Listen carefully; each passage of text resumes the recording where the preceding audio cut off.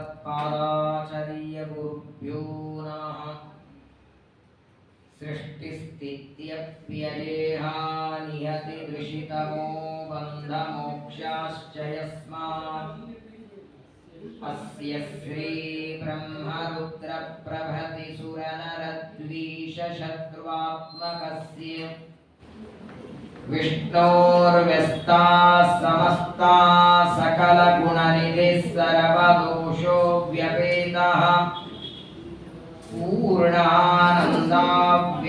यो गुरुरपि परमश्चिन्तयेतं महान्तम्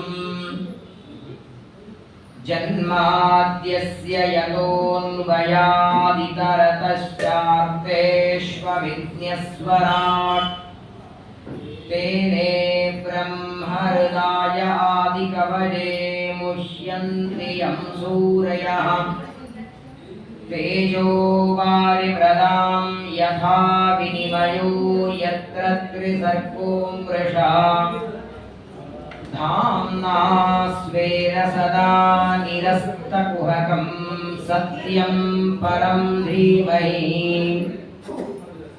धर्मप्रोज्झितकैतवोऽत्र परमो निर्मत्सराणां सतां वेद्यं वास्तवमत्र वस्तु शिवदं तापत्रयोन्मूलनम् श्रीमद्भागवते महामुनिकृते किं वा परैरीश्वरः सद्यो हृद्यवरुध्यतेऽत्र कृतिभिः शुश्रूषुभिस्तक्षणात् उग्रं वीरं महाविष्णुं ज्वलन्तं सर्वतोमुखं नृसिंहं भीषणं भद्रं मृत्युं नमाम्यहम्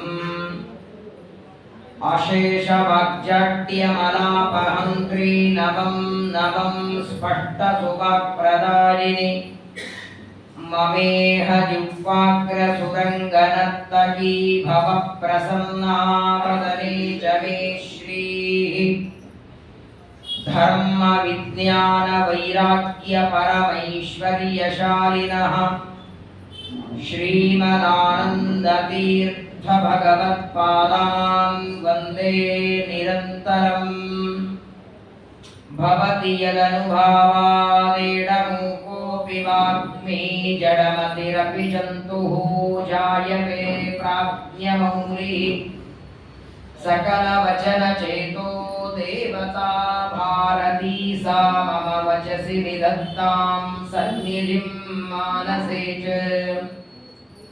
नमोऽस्तु तात्विका देवाः विष्णुभक्तिपरायणाः धर्ममार्गे प्रेरयन्तु भवन्तः सर्वमेव हि यं प्रौरजन्तमनुपेतमपेतकृत्यं द्वैपायनो विरहकातराजुहाव पुत्रेति तन्मयतया तरवोऽपि नेनुः तं सर्वभूतहृदयं मुनिमानतोऽस्मि वक्रतुण्डमहाकाय कोटिसूर्यसमप्रभ निर्विघ्नं कुरु मे देव सर्वकार्येषु सर्वदा श्रुतिक्षीराब्धिमामध्यधीमन्दरमहीभृता प्राप्ता न्यायसुधानेन तं जलेन्द्रमहं भजे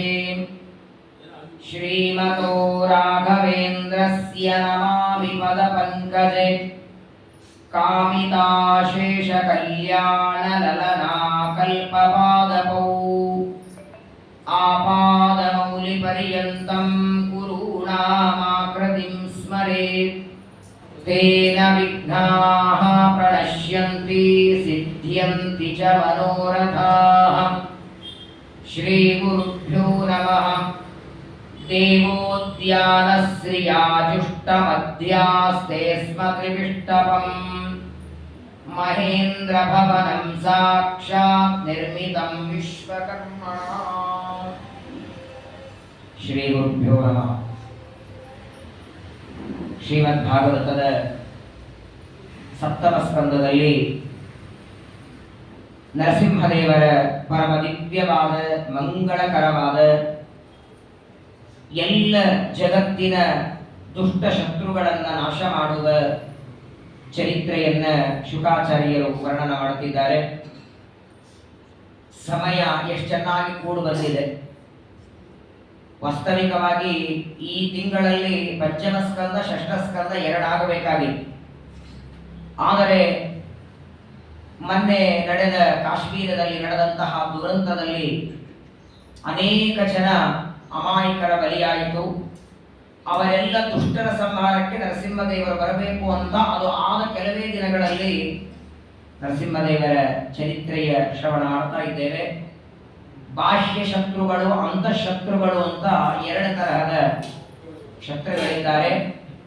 ಅಂತಃಶತ್ರುಗಳನ್ನು ಕೊಲ್ಲೋದಕ್ಕೆ ಯಾವಾಗಲೂ ಪರಮಾತ್ಮ ಒಳಗೆ ಇದ್ದಾನೆ. ಬಾಹ್ಯ ಶತ್ರುಗಳು ಆಗಾಗ ನಮ್ಮಿಂದ ದೇವರು ದೂರ ಮಾಡಬೇಕು. ದಹ ದಹ ನರಸಿಂಹ ಅಸಹ್ಯ ವೀರ್ಯಾಹಿ ತಮ್ಮೆ.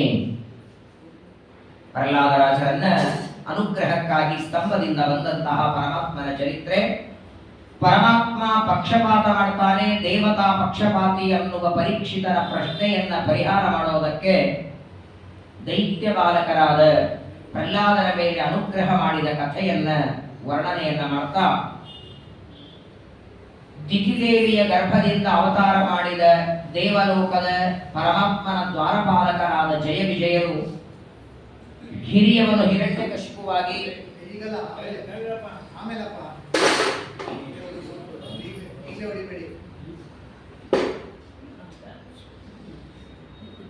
ಹಿರಣ್ಯಾಕ್ಷ ಹಿರಣ್ಯಕಶಿಪುಗಳಾಗಿ ಪರಮಾತ್ಮನ ದ್ವಾರಪಾಲಕರಾದರು. ನೋಡಿ, ಅಲ್ಲಿದ್ದಾಗ ದ್ವಾರಪಾಲಕರು ಭಕ್ತಿ ಮಾಡ್ತಿದ್ರು. ಎಲ್ಲಿ? ವೈಕುಂಠಲು. ಅವರೇ ಇಲ್ಲಿ ಬಂದ್ರೆ ದ್ವೇಷ ಮಾಡ್ತಿದ್ದಾರೆ. ಎಷ್ಟು ವಿರುದ್ಧ ಭಾವನೆ ಇದೆ ನೋಡಿ. ವೈಕುಂಠ ಲೋಕದಲ್ಲಿ ಪರಮಾತ್ಮನಲ್ಲಿ ಭಕ್ತಿ ಮಾಡುವ ದ್ವಾರಪಾಲಕರು ವೈಕುಂಠದಿಂದ ಭೂಮಿಗೆ ಬಂದು 3 ಜನ್ಮದಲ್ಲಿ ಭಗವಂತನ ವಿರೋಧ ಮಾಡುವ, ದ್ವೇಷ ಮಾಡುವ ಜನ್ಮವನ್ನು ತಾಳಿದ್ದಾರೆ. ಅದರಲ್ಲಿ ಹಿರಣ್ಯಕಶಿಪು ಎಲ್ಲ ಮಂತ್ರಿಗಳಿಗೆ ಆಜ್ಞೆಯನ್ನ ಮಾಡಿ ಎಲ್ಲ ಕಡೆಗೆ ಬ್ರಾಹ್ಮಣರು ಮಾಡುವ ಪಾಠ ಪ್ರವಚನ, ಪೂಜೆ, ಯಜ್ಞ, ದಾನ, ತಪಸ್ಸು ಅದೆಲ್ಲವನ್ನ ಧ್ವಂಸ ಮಾಡಿ ಬನ್ನಿ ಅಂತ ಮಂತ್ರಿಗಳಿಗೆ ಹೇಳಿ ತಾನು ಮಂದರ ಪರ್ವತಕ್ಕೆ ಹೋಗಿ ತಪಸ್ಸು ಮಾಡಿ ಚತುರ್ಮುಖ ಬ್ರಹ್ಮದೇವರಿಂದ ಅನೇಕ ವರಗಳನ್ನ ಪಡೆದುಕೊಂಡು ಬಂದಿದ್ದಾನೆ. ಎಲ್ಲ ವರಗಳು ಬ್ರಹ್ಮದೇವರು ಕೊಡುವಾಗ ಯಾವ ವಿಚಾರ ಮಾಡಲಿಲ್ಲ. ಹಿರಣ್ಯಕಶಿಪು ಮಾಡಿದ ತಪಸ್ಸು, ಅವನ ದಿಟ್ಟತನ, ಏಕಾಗ್ರತನವನ್ನ ಕಂಡು ಮೇಲಾಗಿ ಬ್ರಹ್ಮದೇವರಿಗೆ ಒಂದು ವಿಶ್ವಾಸ ಇತ್ತು. ನಾನು ಯಾವ ವರಗಳನ್ನ ಇವನಿಗೆ ಕೊಟ್ಟರೂ ಆ ಎಲ್ಲ ವರಗಳನ್ನ ಮೀರಿ ಸಂಹಾರ ಮಾಡೋನು ಹೋಗಿದ್ದಾನೆ ಎನ್ನುವ ಆತ್ಮವಿಶ್ವಾಸ ಒಳಗಿದ್ದದ್ದಕ್ಕೆ ಹಿರಣ್ಯಕಶಿಪು ಬೇಡಿದ ವರಗಳನ್ನೆಲ್ಲ ಕೊಡ್ತಾರೆ. ತಪಸ್ಸು ಮಾಡಿ ಬಂದವನೇ ಮೊದಲು ಅಟ್ಯಾಕ್ ಮಾಡಿದ್ದು ಸ್ವರ್ಗದ ಮೇಲೆ. ಮಂದರ ಪರ್ವತದಿಂದ ಬಂದವನು ನೇರವಾಗಿ ಸ್ವರ್ಗಲೋಕಕ್ಕೆ ಹೋಗ್ತಾನೆ. ಎಲ್ಲ ಸಂಪತ್ತಿನ ತವರುಮನೆ ಅದು. ಸ್ವರ್ಗಲೋಕದಲ್ಲಿ ಹೋಗಿ ಇಂದ್ರಾದಿ ದೇವತೆಗಳಿಗೆಲ್ಲ ಸ್ವರ್ಗದಿಂದ ಓಡಿಸಿಬಿಟ್ಟ.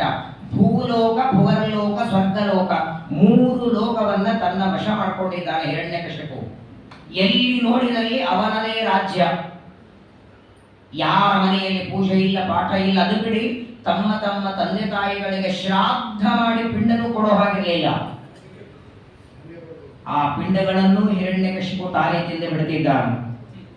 ದೇವತೆಗಳಿಗೆ ಆಹುತಿ ಇಲ್ಲ, ಪಿತೃಗಳ ಶ್ರಾದ್ದ ಇಲ್ಲ, ಅರ್ಚನೆ ಇಲ್ಲ, ಪಾರಾಯಣ ಇಲ್ಲ, ಪ್ರದಕ್ಷಿಣೆ ಇಲ್ಲ, ಪಾಠ ಪ್ರವಚನ ಇಲ್ಲ. ತ್ರೈಲೋಕ್ಯ ಲಕ್ಷ್ಮ್ಯಾಯತನಂ ಮಧ್ಯುವಾಸ ಕಿಲರ್ತಿಮತ. ಸಮಗ್ರವಾದ ಸ್ವರ್ಗಲೋಕವನ್ನು ವಶ ಮಾಡಿಕೊಂಡಿದ್ದಾನೆ. ಅನಿವಾರ್ಯವಾಗಿ ದೇವತೆಗಳು ಭೂಮಿಗೆ ಬರಬೇಕಾಯಿತು. ಇದಕ್ಕೂ ಕಾರಣವನ್ನು ಶ್ರೀಮದಾಚಾರ್ಯ ಕೊಡ್ತಾರೆ. ಪ್ರಬಲರುವ ದೇವತೆಗಳು ಹೌದು. ಯಾವಾಗ ತಮೋ ಗುಣಕ್ಕೆ ಉನ್ನಾಹ ಕಾಲ ಬರ್ತದೆ ಆಗ ದೇವತೆಗಳು ಭಗವಂತನ ಸಂಕಲ್ಪವನ್ನು ಅರ್ಥ ಮಾಡಿಕೊಂಡು ಹಿರಣ್ಯಕಶಿಪುವಿನ ಸಂಹಾರಕ್ಕೆ, ಪ್ರಹ್ಲಾದನ ಮೇಲೆ ಅನುಗ್ರಹಕ್ಕೆ ಸ್ತಂಭದಿಂದ ಪರಮಾತ್ಮ ಬರೋದಿದ್ದಾನೆ. ಆ ಭಗವಂತನ ಸಂಕಲ್ಪ ಅರ್ಥ ಮಾಡಿಕೊಂಡು ದೇವತೆಗಳೆಲ್ಲ ಸ್ವರ್ಗಲೋಕವನ್ನು ಬಿಟ್ಟುಕೊಟ್ಟಿದ್ದಾರೆ. ಅವತ್ತಿನಿಂದ ತನ್ನ ರಾಜ್ಯವನ್ನ ಮಾಡಿಕೊಂಡಿದ್ದಾನೆ. ಕೈಗೊಬ್ಬ ಕಾಲಿಗೊಬ್ಬರ ಆಳುಗಳು. ಎಲ್ಲಿ ನೋಡಿದಲ್ಲಿ ತನ್ನ ವಾತಾವರಣ, ಯಾವುದೇ ಕರ್ಮ ಮಾಡಿದರೂ ತನ್ನ ಹೆಸರಿನಿಂದ ಮಾಡಬೇಕು. ಅದು ಸ್ನಾನ ಮಾಡುವ ಸಂಕಲ್ಪ ಆಗಿರಲಿ, ಅಥವಾ ತೀರ್ಥಯಾತ್ರೆ ಪ್ರದಕ್ಷಿಣೆ ಯಾವ ಸಂಕಲ್ಪ ಮಾಡಿದರೂ ಹಿರಣ್ಯಕಶಿಪು ಪ್ರೇರಣೆಯ ಹಿರಣ್ಯಕಶಿಪು ಪ್ರೀತ್ಯರ್ಥಂ ಅಂತೆ ಮಾಡಬೇಕು. ಅವನನ್ನ ಒಬ್ಬ ಪರಮಾತ್ಮನ ಅವತಾರ ಅಂತ ಪೂಜೆ ಮಾಡಬೇಕು ಅಂತ ಇಚ್ಛೆ ಪಡ್ತಿದ್ದ. ಯಾರಾದರೂ ಬ್ರಹ್ಮದೇವರನ್ನು ಕುರಿ ತಪಸ್ಸು ಮಾಡಿ ಸಿಟ್ಟಿಗೆ ಬರ್ತಿದ್ದ, ನಾನ್ ದೇವರಿದ್ದಾಗ ಅಲ್ಯಾಕೆ ಹೋದ್ರಿ ಅಂತ. ತಾನು ಪಡೆದದ್ದು ಯಾರಿಂದ? ತಾನು ಇಷ್ಟು ಶಕ್ತಿ ಪಡೆದದ್ದು ಬ್ರಹ್ಮದೇವರಿಂದ. ಶ್ರೀಕೃಷ್ಣ ಪರಮಾತ್ಮ ಅವತಾರ ಮಾಡೋದಕ್ಕೆ ಮೊದಲೇನು 6 ಜನ ಮಕ್ಕಳು ಹುಟ್ಟುತ್ತಾರಲ್ಲ, ಅವರನ್ನ ಷಡ್ಗರ್ಭರು ಅಂತ ಕರೀತಾರೆ. ಅವರ ಮೂಲದಲ್ಲಿ ಮರೀಚಿ ಋಷಿಗಳ ಮಕ್ಕಳವರು 6 ಜನ. ದೇವರ ಋಷಿಗಳನ್ನು ನೋಡಿ ನಕ್ಕಿರ್ತಾರೆ, ಸೊರಗಿರ್ತಾರೆ ದೇವದರು. ಅಯ್ಯೋ ಎಷ್ಟು ಸೊರಗಿದ್ದಾರೆ ಅಂತ ನಕ್ಕಿದ್ದಕ್ಕೆ ಅವರು ಶಾಪ ಕೊಡ್ತಾರೆ, ಕಾಲನೇಮಿಯ ಮಕ್ಕಳಾಗಿ ಹುಟ್ಟಿ ಎಂದು. ಆಗ ಕಾಲನೇಮಿ ಯಾರಿರ್ತಾರೆ? ಹಿರಣ್ಯಾಕ್ಷ. ಅವನ ಮಕ್ಕಳಾಗಿ ಹುಟ್ಟುತ್ತಾರೆ 6 ಜನ. ಮರೀಚಿ ಋಷಿಗಳ 6 ಜನ ಮಕ್ಕಳು ದೇವರ ಋಷಿಗಳ ಶಾಪದಿಂದ ಕಾಲನೇಮಿಯ ಮಕ್ಕಳು ಅಂದ್ರೆ ಹಿರಣ್ಯಾಕ್ಷರ ಮಕ್ಕಳಾಗ್ತಾರೆ. ಹಿರಣ್ಯಾಕ್ಷರ ಮಕ್ಕಳಾಗಿ ಬ್ರಹ್ಮದೇವರ ತಪಸ್ಸು ಮಾಡುವಾಗ ಹಿರಣ್ಯಕಶಿಪು ಕೋಪ ಬರ್ತದೆ. ನಾನಿರುವಾಗ ನನ್ನ ತಮ್ಮನ ಮಕ್ಕಳು ಬ್ರಹ್ಮದೇವರ ಹತ್ರ ಹೋದರು ಅಂತ ಹಿರಣ್ಯಕಶಿಪು ಶಾಪ ಕೊಡ್ತಾನೆ, ನಿಮ್ಮ ಅಪ್ಪನಿಂದ ನಿಮಗೆ ಮರಣ ಬರಲಿ, ತಂದೆಯಿಂದ ಮರಣ ಬರಲಿ ಅಂತ ಹಿರಣ್ಯಕಶಿಪುವಿನ ಶಾಪ ಇದ್ದದ್ದರಿಂದ ಅದೇ ಕಾಲನೇಮಿನೇ ಕಂಸ. ಆ ಕಂಸನಿಂದ 6 ಮಕ್ಕಳು ಕೊಲ್ಲೋದಕ್ಕೆ ಹಿರಣ್ಯಕಶಿಪುವಿನ ಶಾಪ ಇತ್ತು.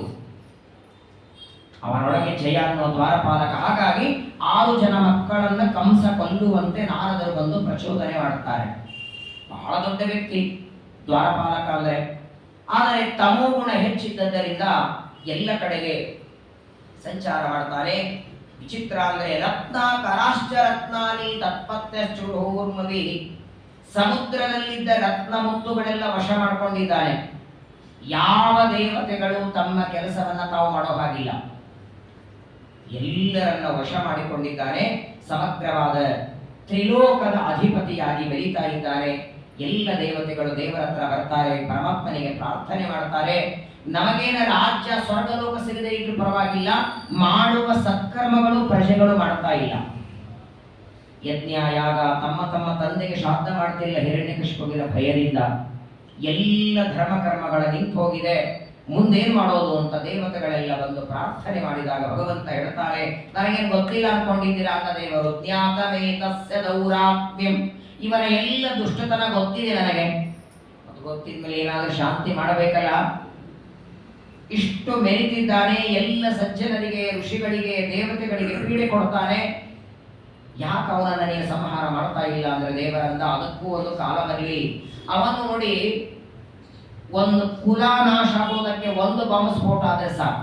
ಹಿರಣ್ಯಕಶಿಪು ಸಾಯೋದಕ್ಕೆ ಅವನು ಏನೇನು ಪಾಪ ಮಾಡಿರಬೇಕು, ಇಷ್ಟು ಪಾಪಗಳು ಅವನಿಂದ ನಡೆದರೆ ನಾನು ಸಂಹಾರ ಮಾಡ್ತೇನೆ. ಮೊದಲನೇದ್ದು ವೇದಗಳ ದ್ರೋಹ, ಎರಡನೇದ್ದು ದೇವತೆಗಳ ದ್ರೋಹ, ಮೂರನೇದ್ದು ಆಕಳು ಉತ್ತಮವಾದ ಪ್ರಾಣಿಗಳ ದ್ರೋಹ, ಬ್ರಾಹ್ಮಣ ದ್ರೋಹ, ಸಜ್ಜನ ದ್ರೋಹ, ಧರ್ಮಗಳ ದ್ರೋಹ, ಕೊನೆಗೆ ಮೈ ವಿದ್ವೇಷ. ಇಷ್ಟು ಹೇಳ್ತಾನೆ. ಯದಾ ದೇವೇಶು ವೇದೇಶು ಗೋಷು ವಿಪ್ರೇಷು ಸಾಧುಷು ಧರ್ಮೇ ಮೈಚ ವಿದ್ವೇಷ ಸವಾ ಆಶು ವಿನಶ್ಯತಿ. ಇದು ಬರೀ ಹಿರಣ್ಯಕಶಿಪುವಿಗೆಲ್ಲ, ಪ್ರಪಂಚದಲ್ಲಿ ಎಲ್ಲರಿಗೂ ಸಂಬಂಧಪಟ್ಟ. ಧರ್ಮಕ್ಕೆ ವಿರೋಧ ಮಾಡಿ ಭಗವಂತನನ್ನ ವಿದ್ವೇಷ ಮಾಡಿದರೆ, ಸಜ್ಜನರನ್ನ, ಸಾಧುಗಳನ್ನ, ಅಮಾಯಕರನ್ನ ಸಂಹಾರ ಮಾಡಿದರೆ ಆ ವ್ಯಕ್ತಿಗಳು ಬಹಳ ದಿನ ಉಳಿಯಲ್ಲ. ಯಾವಾಗಲೂ ಧರ್ಮಕ್ಕೆ ಜಯ. ಇಷ್ಟು ಹೇಳಿ ಮುಗಿಸ್ಬೇಕಾಗಿತ್ತು ದೇವರು. ಯಾಕಂದ್ರೆ ಇಷ್ಟೆಲ್ಲ ಪಾಪಗಳು ಆಲ್ರೆಡಿ ಮಾಡಿದ್ದವ. ವೇದಗಳ ದ್ರೋಹ, ಬ್ರಾಹ್ಮಣ ದ್ರೋಹ, ಆಕಳ ದ್ರೋಹ, ದೇವತೆಗಳ ದ್ರೋಹ ಎಲ್ಲ ಮಾಡಿದ್ದಾನೆ. ಮತ್ತೆ ಯಾಕೆ ನಿನ್ನ ಸ್ತಂಭದಿಂದ ಅವತಾರ ಮಾಡ್ತಾ ಇಲ್ಲ? ಆದರೆ ಇನ್ನೊಂದು ತಪ್ಪು ಅವನಿಂದ ನಡೀಲಿ ಅಂತಾರೆ ದೇವರು. ಅದೇನು? ನಿರ್ವೈರಾಯ ಪ್ರಶಾಂತಾಯ ಸುವಸುತಾಯ ಮಹಾತ್ಮನೆ ಪ್ರಹ್ಲಾದಾಯ ಯದಾ ದೃಶ್ಯೇ ಹರಿಷ್ಯೇಪಿ ವರೋರ್ಜಿತಂ. ಬ್ರಾಹ್ಮಣರ, ಆಕಳ, ದೇವತೆಗಳ ಎಲ್ಲ ಸಜ್ಜನರ ದ್ರೋಹ ಮಾಡಿದರು. ಯಾವಾಗ ತನ್ನ ಮಗನಾದ ಪ್ರಹ್ಲಾದನಲ್ಲಿ ದ್ವೇಷ ಮಾಡ್ತಾನೆ, ಮಗನಾದ ಪ್ರಹ್ಲಾದನನ್ನ ಯಾವಾಗ ಕೊಲ್ಲೋದಕ್ಕೆ ಸಿದ್ಧನಾಗ್ತಾನೆ, ಆಗ ನಾನು ಸ್ತಂಭದಿಂದ ಅವತಾರ ಮಾಡಿ ಅವರ ಸಂಹಾರ ಮಾಡ್ತೇನೆ ಅಂತ ಪರಮಾತ್ಮ ಹೇಳೋ ಮಾತಿದು ದೇವತೆಗಳಿಗೆ. ಹಾಗಾದರೆ ಒಂದು ಪ್ರಶ್ನೆ ಬರ್ತದೆ, ದೇವತೆಗಳಿಗಿಂತ ಪ್ರಹ್ಲಾದ ದೊಡ್ಡವನೇ? ಇಂದ್ರಾದಿ ದೇವತೆಗಳಿಗೆ ಹಿರಣ್ಯಕಶಿಪುವಿನ ತೊಂದರೆ ಆಗ್ತಿದೆ ಅಂದ್ರು ದೇವರನ್ನ, ಅವನ ಮಗನ ಮೇಲೆ ಯಾವಾಗ ದ್ವೇಷ ಮಾಡ್ತಾನೆ, ಮಗನನ್ನ ಕೊಲ್ಲುವುದಕ್ಕೆ ಯಾವಾಗ ಹೊರಡ್ತಾನೆ ಆಗ ಬರ್ತೇನೆ ಅಂತಾನೆ ದೇವರು. ನಾವು ಕರೆದಾಗ ಬರಲಿಲ್ಲ, ಇನ್ಯಾರು ಕರೆದಾಗ ಬರೆದರೆ ಓ ಏನ್ರಿ ನಮ್ಗಿಂತ ಸಣ್ಣವ್ರು ಕರೆದಾಗ ಬರ್ತೀವಿ, ನಾವು ಕರೆದಾಗ ಬರಲ್ವಾ ಅಂತ ಸಿಟ್ಟು ಬರಲ್ವಾ? ತಾರತಮ್ಯ ಹೋಯ್ತಲ್ಲ. ದೇವತೆಗಳಿಗಾಗಿ ಬರಬೇಕಾಗಿ ಎಲ್ಲ ದೇವತೆಗಳನ್ನ ಸ್ವರ್ಗಲೋಕದಿಂದ ಭೂಮಿಗಟ್ಟಿದ್ದಾನೆ. ಬ್ರಾಹ್ಮಣರ ಆಕಳಗಳ ದ್ರೋಹ ಇಷ್ಟು ಪಾಪ ಮಾಡಿದರೂ ಅವತಾರ ಮಾಡಿ ಬಾ ಅಂತ ದೇವತೆಗಳು ಕರೆದರೆ ಬರಲ್ಲ ಅಂತ ದೇವರು. ಮಗನ ಮೇಲೆ ವಿರೋಧ ಯಾವಾಗ ಮಾಡ್ತೇನೆ ಆಗ ಬರ್ತೇನೆ ಅಂತಾನೆ. ಈ ಶ್ಲೋಕಕ್ಕೆ ಸತ್ಯಧರ್ಮ ತೀರ್ಥರ ವ್ಯಾಖ್ಯಾನ ಬರೀತಾರೆ. ಮೊದಲು ತಪ್ಪು ತಿಳ್ಕೊಂಡೇರಿ ಅಂದರು.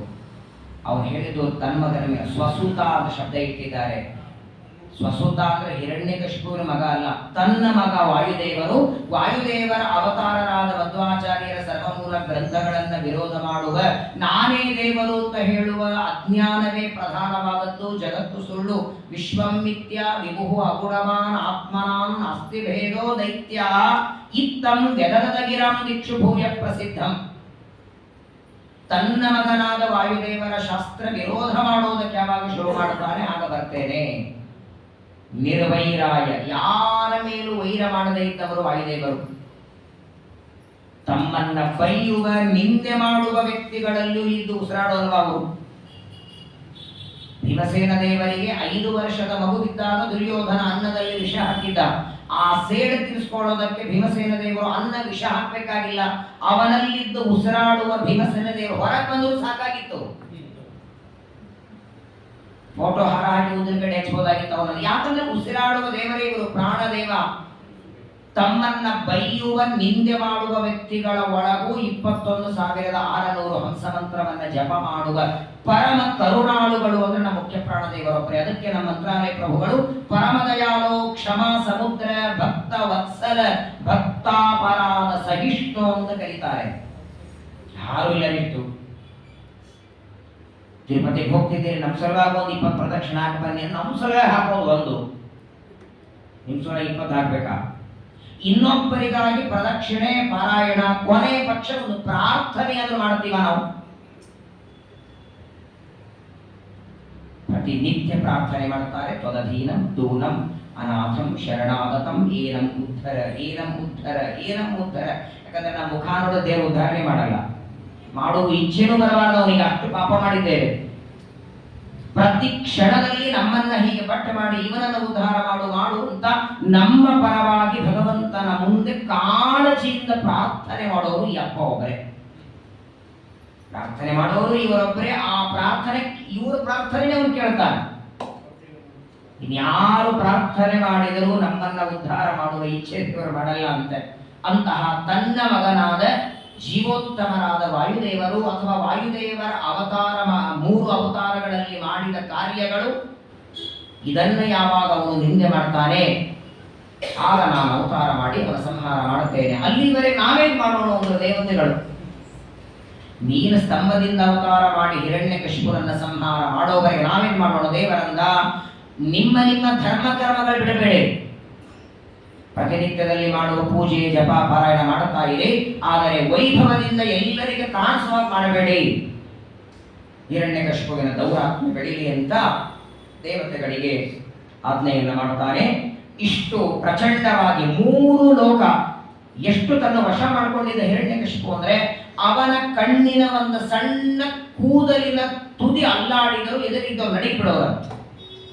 ಇಂದ್ರಾದಿ ದೇವತೆಗಳು ಹಿರಣ್ಯಕಶಿಪುವಿನ ಕೂದಲ ತುದಿಗೆ ಅಲ್ಲಾಡಿ ಅದಕ್ಕೂ ಹೆದರ್ತಿದ್ದರು. ಅಷ್ಟು ತನ್ನ ವಶ ಮಾಡಿಕೊಂಡಿದ್ದ. ಅವನಿಗೆ ಹೆದರದೇ ಇದ್ದವರು ಯಾರಿರಲಿಲ್ಲ. ದೇವತೆಗಳು, ಋಷಿಗಳು, ಮುನಿಗಳು, ಬ್ರಾಹ್ಮಣರು ಎಲ್ಲರನ್ನ ವಶ ಮಾಡಿಕೊಂಡಿದ್ದ. ಆದರೆ ಎದೆ ತಟ್ಟಿ ಅವನ ಮುಂದೆ ಮಾತಾಡುವಂತಹ 4 ಜನ ಮಕ್ಕಳಲ್ಲಿ ಹಿರಿಯ ಮಗ ಪ್ರಹ್ಲಾದ, ಲಾಧ, ಅನುಲ್ಲಾದ, ಸಲ್ಲಾದ, ಪ್ರಹ್ಲಾದ ಅಂತ 4 ಜನ ಗಂಡು ಮಕ್ಕಳಿದ್ದಾರೆ ಹಿರಣ್ಯಕಶಿಪುವಿಗೆ. ಆ 4 ಜನ ಗಂಡು ಮಕ್ಕಳಲ್ಲಿ ಮೊದಲನೆಯವನೇ ಪ್ರಹ್ಲಾದ. ಆ ಪ್ರಹ್ಲಾದ ವಿಚಿತ್ರ ನೋಡಿ. ಅವನ ಬಗ್ಗೆ ಹೇಳ್ತಾರೆ, ಒಬ್ಬ ಸಣ್ಣ ಹುಡುಗನ ಬಗ್ಗೆ ಹೇಳಬೇಕಾದ್ರೆ ಚೆನ್ನಾಗಿದ್ದಾನೆ, ಮಾತು ಕೇಳ್ತಾನೆ, ಸಂಧ್ಯಾವಂದನ ಮಾಡ್ತಾನೆ, ಬಹಳ ಆದ್ರೂ ಒಂದು 2-3 ಗುಣ ಹೇಳಬಹುದು. ಪ್ರಹ್ಲಾದನಲ್ಲಿ ಎಷ್ಟು ಗುಣಗಳಿದ್ದು ಅಂದ್ರೆ ದೇವತೆಗಳು ಅಪೇಕ್ಷೆ ಪಡ್ತಿದ್ರಂತೆ ಪ್ರಹ್ಲಾದನ ನೋಡಿ ನಾವು ಕಲಿಬೇಕು ಅಂತ. ಅಷ್ಟು ಉತ್ತಮವಾದ ಗುಣಗಳು ಪ್ರಹ್ಲಾದನಲ್ಲಿ ಇತ್ತಂತೆ. ಅದನ್ನು ಭಾಗವತ ವರ್ಣನ ಮಾಡುತ್ತದೆ. ಹೇಗಿದ್ದ ಪ್ರಹ್ಲಾದ? ಬ್ರಹ್ಮಣ್ಯ ಶೀಲ ಸಂಪನ್ನ ಸತ್ಯಸಂಧೋ ಜಿತೇಂದ್ರಿಯ ಆತ್ಮವತ್ ಸರ್ವಭೂತಾನಾಂ ಏಕಃ ಪ್ರಿಯ ಸುಹೃತ್ತಮಃ ದಾಸವನ್ನರ್ಯತಾಯಾಂಗ್ರಿಹಿ ಪಿತೃವದ್ದೀನ ವತ್ಸಲ. ಯಾರನ್ನ ಬೈತಾ ಇರಲಿಲ್ಲ, ಸಿಟ್ಟು ಮಾಡ್ತಾ ಇರಲಿಲ್ಲ. ಯಾವಾಗಲೂ ಮನಸ್ಸು ದೇವರಲ್ಲಿ ಇಟ್ಟಿದ್ದ. ನಿತ್ಯದಲ್ಲಿ ಭಗವಂತನ ಚಿಂತನ ಮಾಡ್ತಿದ್ದ. ಸತ್ಯವಾದ ಮಾತುಗಳನ್ನಾಡ್ತಿದ್ದ. ಇಂದ್ರಿಯಗಳನ್ನು ವಶದಲ್ಲಿ ಇಟ್ಟುಕೊಂಡಿದ್ದ. ಕೇವಲ ಪ್ರತಿಮೆ ಶಾಲಿಗ್ರಾಮದಲ್ಲಿ ಮಾತ್ರ ದೇವರಲ್ಲ, ಚರಾಚರವಾದ ಎಲ್ಲ ವಸ್ತುಗಳಲ್ಲಿ ದೇವರಿದ್ದಾನೆ ಎನ್ನುವ ಜ್ಞಾನ ಮಾಡಿಕೊಂಡಿದ್ದ ಪ್ರಹ್ಲಾದ. ಆಡೋರೊಳಗೆ, ಆಡಿಸೋರೊಳಗೆ, ಬೈಯೋರೊಳಗೆ, ಬೈಸ್ಕೊಳ್ಳೋರೊಳಗೆ ಸಕಲ ವಸ್ತುಗಳಲ್ಲಿ ದೇವರಿದ್ದಾನೆ ಎನ್ನುವ ಭಾವನೆ ಇತ್ತು. ದೊಡ್ಡವರನ್ನ, ಗುರುಗಳನ್ನ ತಲೆಬಾಗಿ ನಡೀತಿದ್ದ, ಪೂಜೆ ಮಾಡ್ತಿದ್ದ, ನಮಸ್ಕಾರ ಮಾಡ್ತಿದ್ದ. ತನಗಿಂತ ಸಣ್ಣವರ ಮೇಲೆ ದೈನ್ಯವನ್ನ ತೋರಿಸ್ತಿದ್ದ. ಇಂತಹ ಉತ್ತಮವಾದ ಗುಣಗಳು. ತನ್ನ ರೂಪ, ತನ್ನ ಸೌಂದರ್ಯ, ತನ್ನ ದೇಹದ ಗುಣಗಳನ್ನು ನೋಡಿ ಒಂದು ದಿನ ಅಹಂಕಾರ ಪಡೆದಿರಲಿಲ್ಲ. ತನ್ನಲ್ಲಿ ಇರುವ ಜ್ಞಾನದ ಬಗ್ಗೆನೂ ಅವನಿಗೆ ಅಹಂಕಾರ ಇರಲಿಲ್ಲ. ಜೊತೆಗೆ ಇನ್ನೊಂದು ಜ್ಞಾನ ಮಾಡ್ಕೊಂಡಿದ್ದ ಅಂತೆ. ಟೀಕಾಕೃತ್ಪಾದರು ಸುಧಾದಲ್ಲಿ ಹೇಳ್ತಾರಲ್ಲ, ನಾವು ಶಾಸ್ತ್ರ ಓದೋದಕ್ಕೆ ಅಧಿಕಾರಿಗಳು ಅಂತ ಆಗಬೇಕಾದ್ರೆ ಮೊಟ್ಟ ಮೊದಲನೇದ್ದು ಪ್ರಪಂಚ ಇದು ಅನಿತ್ಯ ಅನ್ನುವ ಜ್ಞಾನ, ದೇವರು ನಿತ್ಯ ಅನ್ನುವ ಜ್ಞಾನ. ಇದು ಬಹಳ ಮಹತ್ವದ್ದು. ನಿತ್ಯಾನಿತ್ಯ ವಸ್ತು ವಿವೇಕ ಅಂತ ಕರೀತಾರೆ ಇದನ್ನು. ಯಾವುದು ನಿತ್ಯ, ಯಾವುದು ಅನಿತ್ಯ, ಅದರ ವಿವೇಕ. ಯಾಕಂದ್ರೆ ಆ ಪದಾರ್ಥಗಳಲ್ಲಿ ನಾವು ಸ್ನೇಹ ಮಾಡಬೇಕು, ಪ್ರೀತಿ ಮಾಡಬೇಕಾದರೆ ಅನಿತ್ಯವಾದ ವಸ್ತುಗಳಲ್ಲಿ ಅತಿಯಾದ ಸ್ನೇಹ ಬೇಡ. ಅದು ಯಾವತ್ತಾದ್ರೂ ಹೋಗುತ್ತೆ. ಹಾಗಾದ್ರೆ ಅನಿತ್ಯವಾದ ವಸ್ತುಗಳಲ್ಲಿ ಸ್ನೇಹ, ಪ್ರೀತಿ ಕಡಿಮೆ ಮಾಡಬೇಕು ಅಂದ್ರೆ ಮೊದಲದು ಅನಿತ್ಯ ಅಂತ ಗೊತ್ತಾಗಬೇಕಲ್ಲ. ನಿತ್ಯನಾದ ಪರಮಾತ್ಮ, ಅನಿತ್ಯವಾದದ್ದು ಜಗತ್ತು. ಎಲ್ಲ ವಸ್ತುಗಳು ಇವತ್ತಿಲ್ಲ, ನಾಳೆ ನಾಶವಾಗತ್ತೆ ಅನ್ನುವಂತಹ ಜ್ಞಾನ ಮಾಡಿಕೊಂಡಿದ್ದ. ನೋಡಿ, ಯಸ್ಮಿನ್ ಮಹಾಗುಣರಾಜನ್ ಗೃಹ್ಯಂತೆ ಕವಿಭಿರ್ಮುಹು. ಯಾವ ಪ್ರಹ್ಲಾದರಲ್ಲಿದ್ದ ಗುಣಗಳನ್ನ ನಾವು ಪಡಿಬೇಕು ಅಂತ ದೇವತೆಗಳು ಇಚ್ಛೆ ಪಡಬೇಕಂತೆ. ಇಂತಹ ಪರಮ ಭಗವದ್ಭಕ್ತನಾದ, ಆಟ ಆಡಿದ್ರು ದೇವರಾಟ ಆಡ್ತಿದ್ದಂತೆ, ಮಾತಾಡಿದ್ರು ದೇವರ ಮಾತು. ಇಡೀ ಶರೀರ ಭಗವಂತನಿಗೆ ಒಪ್ಪಿಸ್ಬಿಟ್ಟಿದ್ದ. ಹೆಂಗಾಗಿದ್ದ ಅಂದ್ರೆ ಕೃಷ್ಣ ಗ್ರಹ ಗೃಹೀತಾತ್ಮ. ಯಾರಿಗಾದ್ರೂ ಮೈಯಲ್ಲಿ ಭೂತ ಹಾಕೊಂಡ್ರೆ ಹೆಂಗಿರ್ತಾರೋ, ಮನಸ್ಸಿಗೆ ಬಂದ ಮಾಡ್ತಾರಲ್ಲ, ಒಂದರ್ಥದಲ್ಲಿ ಪ್ರಹ್ಲಾದನಿಗೆ ಕೃಷ್ಣನೆಂಬ ಗ್ರಹ ಭೂತ ಹಿಡಿದಿರ್ತಾರೆ. ಆಸೀನ ಮಲಗಿದಾಗ, ಪರ್ಯಟನ್ ಓಡಾಡುವಾಗ, ತಿನ್ನುವಾಗ, ಶಯಾನ ಮಲಗುವಾಗ, ಪ್ರಪಿಬನ್ ಕುಡಿಯುವಾಗ, ಭ್ರುವನ್ ಮಾತಾಡುವಾಗ, ನಾನು ಸಂಧತ ಏತಾನಿ ಗೋವಿಂದ ಪರಿರಕ್ಷಿತ. ಏನಾದರೂ ನೋಡಿದರೆ ಪರಮಾತ್ಮ ಕಣ್ಣಿನಲ್ಲಿದ್ದು ನೋಡಿಸ್ತಿದ್ದಾನೆ, ದೇವರೇ ಕೈಯಲ್ಲಿದ್ದು ಕೇಳಿಸ್ತಾನೆ, ಪರಮಾತ್ಮನೇ ಕೈಯಲ್ಲಿ ಎತ್ತಿದನ್ನು ಎತ್ತಿದ್ದಾನೆ, ಪ್ರತಿಯೊಂದು ಕಾರ್ಯವನ್ನ ದೇವರೇ ಮಾಡುತ್ತಾನೆ ಅಂತ ಒಳಗೆ ಭಗವಂತನ ಚಿಂತನೆ ಮಾಡ್ತಾ ಇದ್ದಂತೆ ಅನ್ನೋದಕ್ಕಾಗಿಯೇ ಅಷ್ಟು ಪ್ರೀತಿ ಪ್ರಹ್ಲಾದರಾಜರ ಮೇಲೆ ಮಾಡುತ್ತಿದ್ದ. ಒಮ್ಮೊಮ್ಮೆ ಅಳತಿದ್ದಂತೆ. ಕ್ವಚಿತ್ ರೋದತಿ ಗೋವಿಂದ ಚಿಂತಾ ಚಂಚಲ ಚೈ. ಒಮ್ಮೊಮ್ಮೆ ಜೋರಾಗಿ ಅಳತಿದ್ದ. ಜೋರಾಗಿ ಅಳಬೇಕು, ಒಮ್ಮೆ ನಗು ಬರಬೇಕಂತೆ. ನಗುವರು, ರೋಧಿಸುವರು, ನಾಟ್ಯವಾಡುವರು. ರಂಗ ನಿನ್ನ ಕೊಂಡಾಡುವ ಮಂಗಳಾತ್ಮ ಹೆಂಗಿರ್ತಾರೆ. ಯಾವಾಗ ಅಳು ಬರ್ತದೆ, ಯಾವಾಗ ನಗು ಬರ್ತದೆ, ಯಾವಾಗ ಕುಣಿತಾರೆ.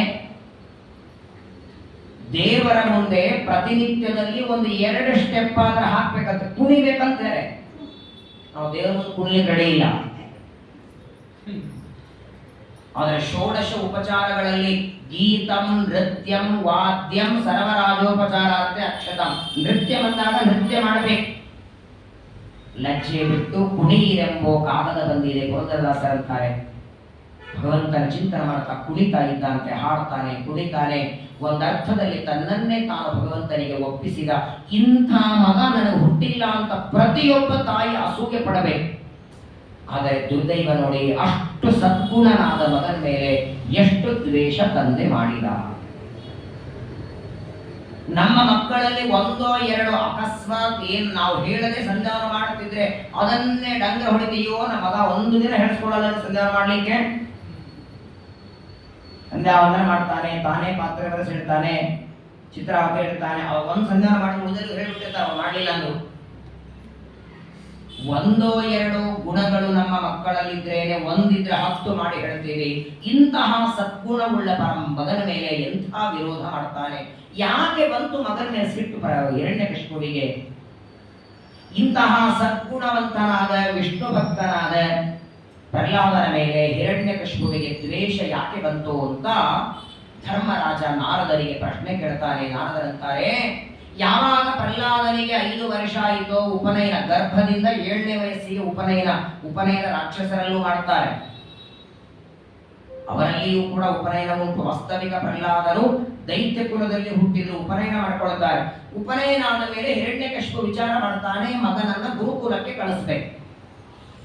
ಮೊದಲು ಗುರುಕುಲದಲ್ಲಿ ಮಗನಿಗೆ ಅಧ್ಯಯನಕ್ಕೆ ಬಿಡಬೇಕು ಅಂತ ವಿಚಾರ ಮಾಡಿ ಆಮೇಲೆ ತಾನೇ ವಿಚಾರ ಮಾಡ್ತಾನೆ, ನಾನೇನಾದ್ರೂ ಗುರುಕುಲದಲ್ಲಿ ಅಧ್ಯಯನಕ್ಕೆ ಕಳಿಸಿದರೆ ಅಲ್ಲಿ ನನ್ನ ಮಗ ಹರಿಸರ್ವೋತ್ತಮ ವಾಯುಜೀವೋತ್ತಮ ಅಂತ ಓದ್ಕೊಂಡು ಬಂದ ಅಂದ್ರೆ,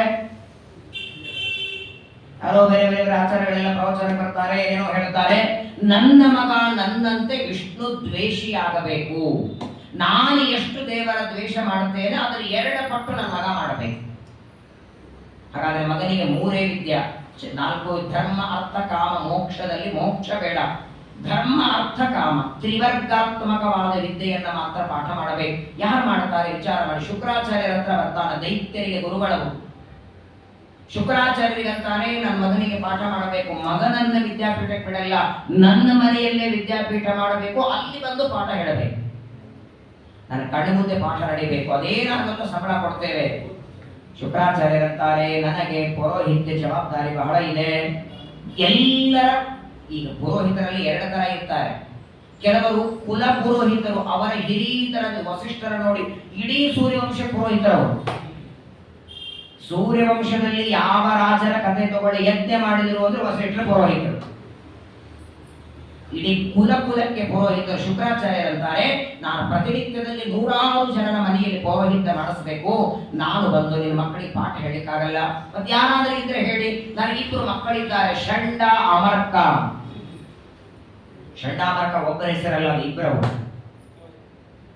ಷಂಡ ಮರ್ಕ ಬಿಡಿಸಬಾರದು, ಅಮರ್ಕ.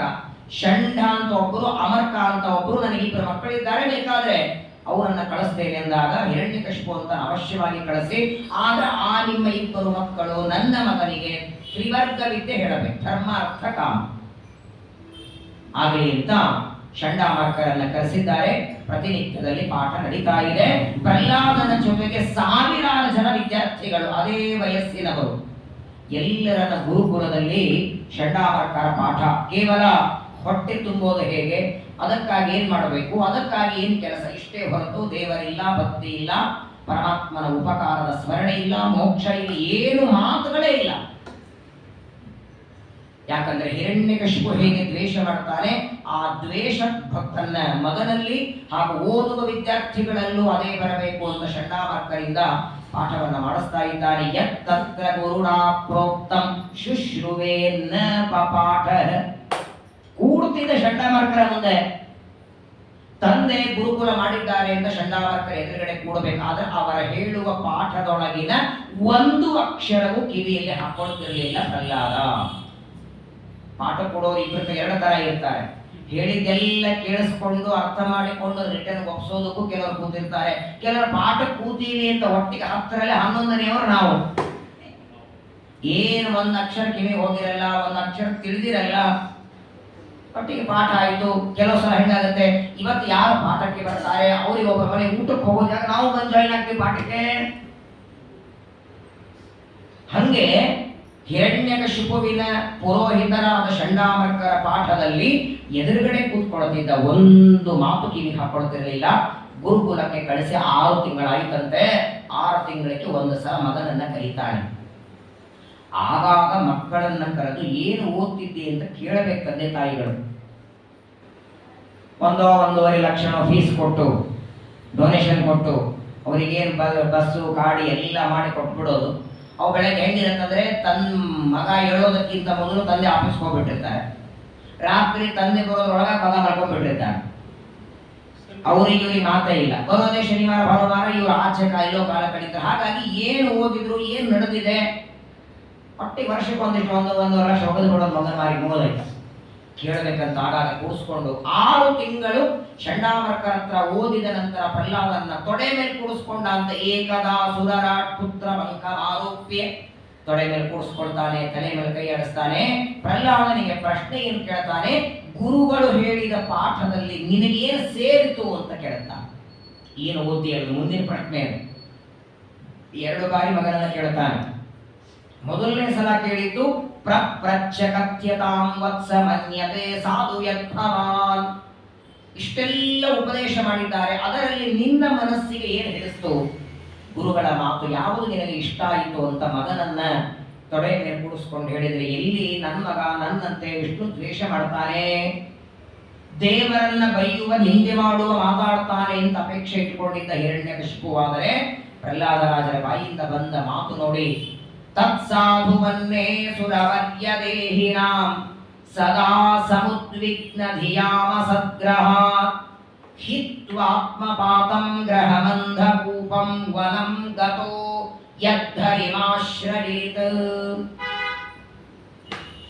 ದೇವರ ದ್ರೋಹ, ದೇವರ ವಿರೋಧ, ದೇವರ ಬೈಯೋ ಮಾತೇ ಇಲ್ಲ. ಪ್ರಹ್ಲಾದರಾಜರಂತಾರೆ, ಈ ಸಂಸಾರ ಒಂದು ನೀರಿನ ಮೇಲೆ ಗುಳ್ಳೆ ಬರುವಂತೆ ನಶ್ವರವಾದದ್ದು. ಯಾವ ವಸ್ತುವಿನ ಮೇಲೆ ಎಷ್ಟೇ ಪ್ರೀತಿ ಮಾಡಿದರೂ ಕೊನೆ ಜೊತೆಗಂತೂ ಬರೋದಿಲ್ಲ, ಕ್ಷಣಿಕ.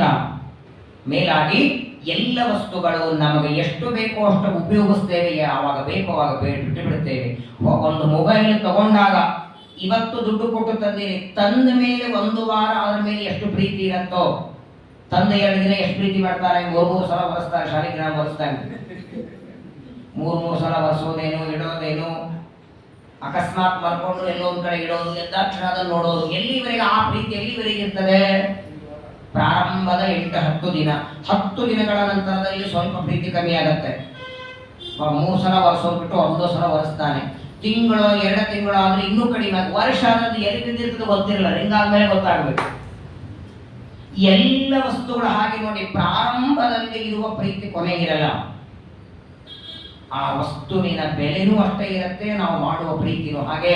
ಹಾಗಾಗಿ ಈ ಎಲ್ಲ ವಸ್ತುಗಳ ಮೇಲೆ ಮಾಡುವ ಪ್ರೀತಿಗಿಂತ ಅನಂತ ಪಟ್ಟು ಪ್ರೀತಿ ಒಳಗೆ ಕೂತಿದ್ದಾನಲ್ಲ ಬಿಂಬರೂಪಿ ಪರಮಾತ್ಮ, ಅವನ ಸೇವೆಗೆ, ಅವನ ಆರಾಧನೆಗೆ, ಅವನ ಸ್ಮರಣೆಗೆ ನಮ್ಮ ಆಯುಷ್ಯ. ಆ ದೇವರ ಸೇವೆ ನಮಗೆ ಆಗೋದಕ್ಕೆ ದೊಡ್ಡ ಸಂಪತ್ತು ಯಾವುದು ಅಂದ್ರೆ ಸಜ್ಜನರ ಸಂಘ. ವಿಷ್ಣು ಕಥೆಯನ್ನ ಹೇಳುವ, ಭಗವಂತನ ಮಹಿಮೆಯನ್ನ ಕೊಂಡಾಡುವ ಸಜ್ಜನರ ಸಂಘದಲ್ಲಿ ಇರಬೇಕು, ಅವರಿಂದ ದೇವರ ಕಥೆ ಕೇಳಬೇಕು, ಅದರಲ್ಲೇ ರಮಮಾಣನಾಗಬೇಕು. ಇದನ್ನ ನಾನು ಓದಿ ಬಂದೆ ಎಂದ ಗುರುಕುಲದಲ್ಲಿ. ತೊಡೆ ಮೇಲೆ ಕೂಡಿಸ್ಕೊಳ್ಳುವಾಗ ಎಷ್ಟು ಸಂತೋಷದಿಂದ ಕೂಡಿಸ್ಕೊಂಡಿದ್ದ, ಎಷ್ಟು ಚೆನ್ನಾಗಿ ತಲೆ ಮೇಲೆ ಕೈ ಆಡಿಸಿ ಲಾಲನೆ ಮಾಡಿ, ಏನೋ ಮಗ ಏನು ಕಲ್ತಿದ್ದಿ ಅಂತ ಎಷ್ಟು ನಗನಗತ ಪ್ರಶ್ನೆ ಮಾಡಿದ್ದ. ಇವನ ಬಾಯಿಯಿಂದ ಯಾವಾಗ ದೇವರು, ಸಜ್ಜನರು, ಸಂಘ, ಭಗವಂತನ ಸೇವೆ ಅಂತ ಬಂತೋ ಕಣ್ಣು ಕೆಂಪು ಮಾಡ್ತಾನೆ. ಎಷ್ಟು ಆದರದಿಂದ ಕೂಡಿಸ್ಕೊಂಡಿದ್ದ, ಅಷ್ಟೇ ಕೋಪದಿಂದ ಎತ್ತಿ ಕೆಳಗೆ ಹೋಗದ. ತೊಡೆ ಮೇಲಿದ್ದ ಮಗನನ್ನ ಕೆಳಗೆ ಬಗಿತಾನೆ. ಕೆಳಗೆ ಕುಕ್ಕರಿಸಿದ ಮಗನನ್ನ ಪ್ರಚಂಡ ಸಿಟ್ಟು ಬರ್ತಾ ಇದೆ. ಯಾರನ್ನ ಬೈಬೇಕೀಗ? ಸಾಮಾನ್ಯವಾಗಿ ಮಕ್ಕಳು ಓದುವಾಗ ಏನಾದರೂ ತಪ್ಪಿದ್ರೆ ಅಲ್ಲೇ ತಾನೇ ಹೋಗೋದು ನಾವು. ಯಾಕಂದ್ರೆ ಷಂಡಾಮರ್ಕರು ತಮ್ಮ ಗುರುಕುಲದಲ್ಲಿ ಪಾಠ ಮಾಡಿದ್ರೆ ಎಷ್ಟು ಸಂಬಳ ಕೊಡಬೇಕು ಅದನ್ನು 2 ಪಟ್ಟು ಕೊಡ್ತಿದ್ದ. ಯಾಕಂದ್ರೆ ಇಲ್ಲಿ ಬಂದು ಹೇಳ್ತಿದ್ದಾರೆ ಅಂತ 2 ಪಟ್ಟು ಸಂಬಳ ಹೆಚ್ಚು ಕೊಟ್ಟರು ನನ್ನ ಮಗನ ಬಾಯಿಯಲ್ಲಿ ದೇವರ ಶಬ್ದ ಬಂತಲ್ಲ. ಕರೆದ್ರಂತ ಷಂಡಾಮರ್ಕರನ್ನ. ಮೊದಲು ಅವ್ರ ಪರೀಕ್ಷಾ. ಷಂಡಾಮರ್ಕರನ್ನ ಕರೆದು ಕೇಳ್ತಾರೆ, ಏನಿದ್ದು ನನ್ನ ಮಗ ಆಡ್ತಾ ಇದ್ದಾನೆ. ಶ್ರುತ್ವ ಪುತ್ರ ವೀರಂ ದೈತ್ಯ ಪರಪಕ್ಷ ಸಮೀಹಿತ. ಹಿರಣ್ಯಕಶಿಪು ಹಲ್ಲು ಕಡಿತಿದ್ದಾನೆ, ಕಣ್ಣು ಕೆಂಪು ಮಾಡ್ತಾನೆ. ಅವನ ಆ ಸಿಟ್ಟಿನ ಮುಖ ನೋಡಿ ಷಂಡಾಮರ್ಕರ ಗಾಬರಿಯಾಗಿದ್ದಾರೆ. ಷಂಡಾಮರ್ಕರನ್ನು ಕರೆದು ಬೈತಾನೆ, ನಾನು ಪ್ರಾರಂಭದಲ್ಲೇ ನಿಮಗೆ ಹೇಳಿದ್ದೆ, ನನ್ನ ಮಗನ ಬಾಯಿಯಲ್ಲಿ ಸರ್ವಥಾ ವಿಷ್ಣು ದೇವರು ಮಾತು ಬರಬಾರದು. ಏನ್ ಪಾಠ ಮಾಡಿದ್ದೀರಿ ಎಂದಾಗ ಷಂಡಾಮರ್ಕರ ಅಂತಾರೆ, ಇದು ನಾವು ಹೇಳಿದ್ದಲ್ಲ. ಇದನ್ನು ಹೇಳೋದಕ್ಕೆ ನಮಗೆ ಬರಲ್ಲ, ಅವನಿಗೆ ಎಲ್ಲಿಂದ ಹೇಳೋಣ ಅಂದ್ರೆ ಅವರು ನಮ್ಮ ಗುರುಗಳಾದ ನಮ್ಮ ತಂದೆಯಾದ ಶುಕ್ರಾಚಾರ್ಯರ ಕೈಯಿಂದ ಓದ್ದವರು. ಆಮೇಲೆ ನೀನು ಯಾವಾಗ ರಾಜ ಆಗಿದ್ಯೋ ಅವತ್ತಿನಿಂದ ನಿನ್ನನ್ನೇ ದೇವರು ಅಂತ ಉಪಾಸನೆ ಮಾಡಿ ನಾವು ದೇವರನ್ನ ಮರೆತೇ ಬಿಟ್ಟಿದ್ದೇವೆ. ನಮ್ಮ ಮೇಲೆ ವಿಶ್ವಾಸ ಮಾಡು, ಇದು ನಾವು ಹೇಳಿದ ಪಾಠ ಅಲ್ಲ ಅಂತಾರೆ. ಸರಿ, ನೀನು ಹೇಳಿಲ್ಲ, ಯಾರು ಬೇರೆ ಆಚಾರ ಬಂದಿದ್ರ?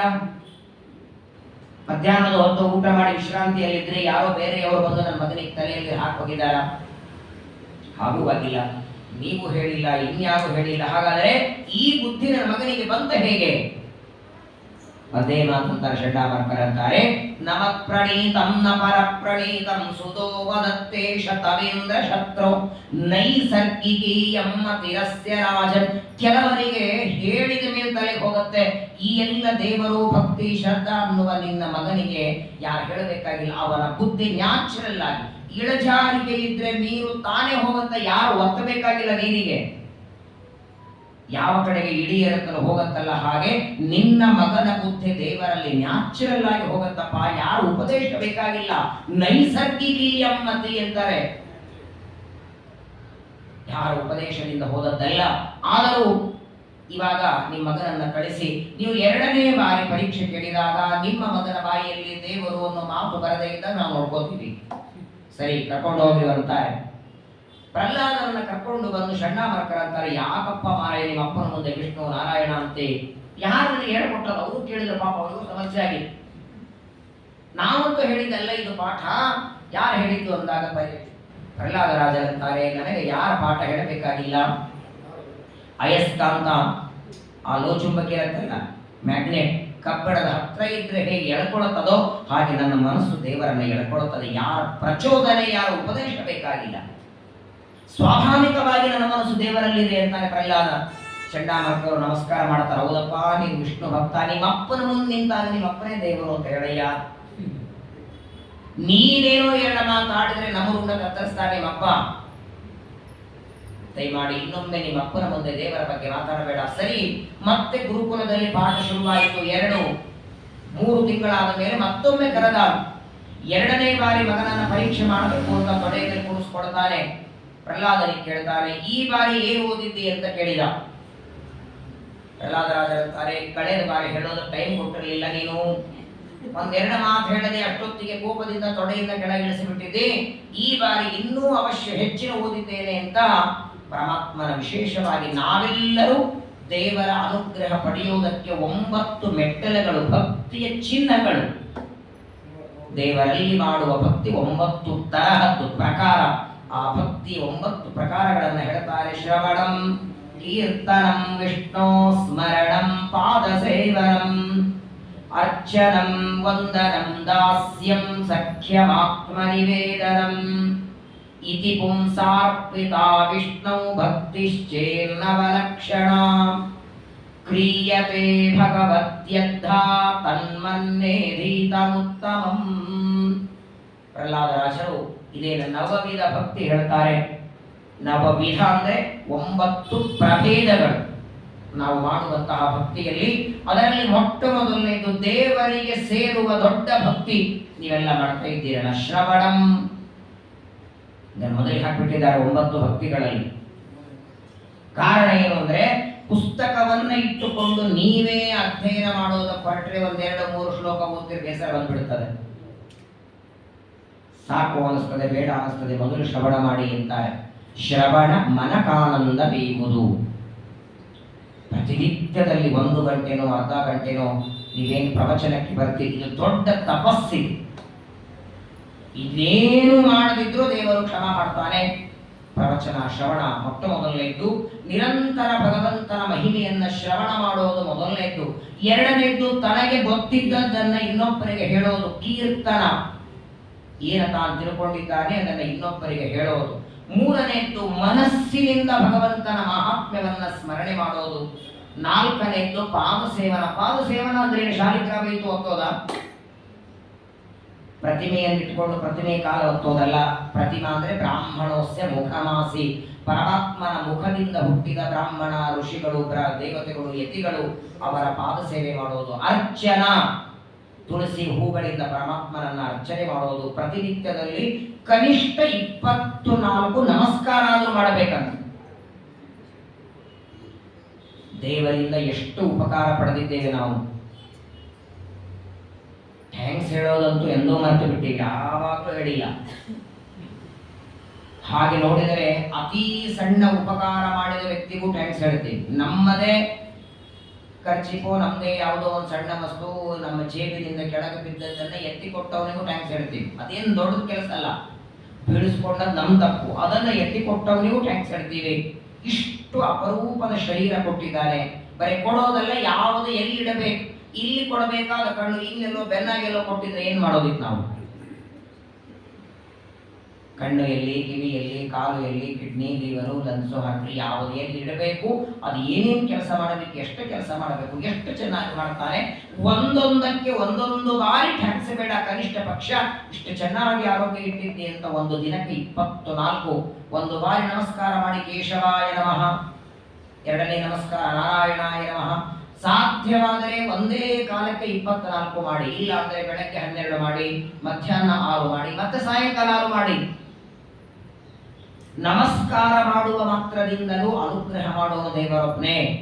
ಯಾರ ಕಡೆಯಿಂದ ಒಂದು 10 ಲಕ್ಷ ರೂಪಾಯಿ ಸಾಲ ತಗೊಳ್ಳಿ, ಸಾಲ ತೀರಿಸೋದಕ್ಕೆ ಲಕ್ಷ ಕೊಡೋದು ಬೇಡ, ನಮಸ್ಕಾರ ಮಾಡಿಬಿಡಿ ಅವನಿಗೆ, ಆಯ್ತು.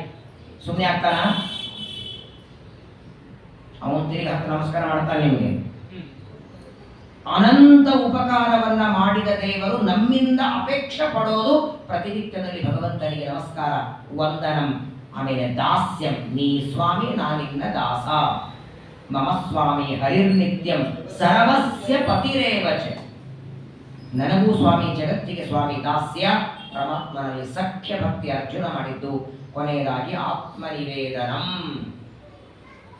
ತನ್ನನ್ನೇ ತಾನು ಪರಮಾತ್ಮನಲ್ಲಿ ಒಪ್ಪಿಸೋದು. ಅಥವಾ ಎರಡಿದೆ, ಆತ್ಮನಿವೇದನ, ಆತ್ಮ ನಿವೇದನ, 2 ಪದ ಬೆಳೆಸಿದ್ದಾರೆ.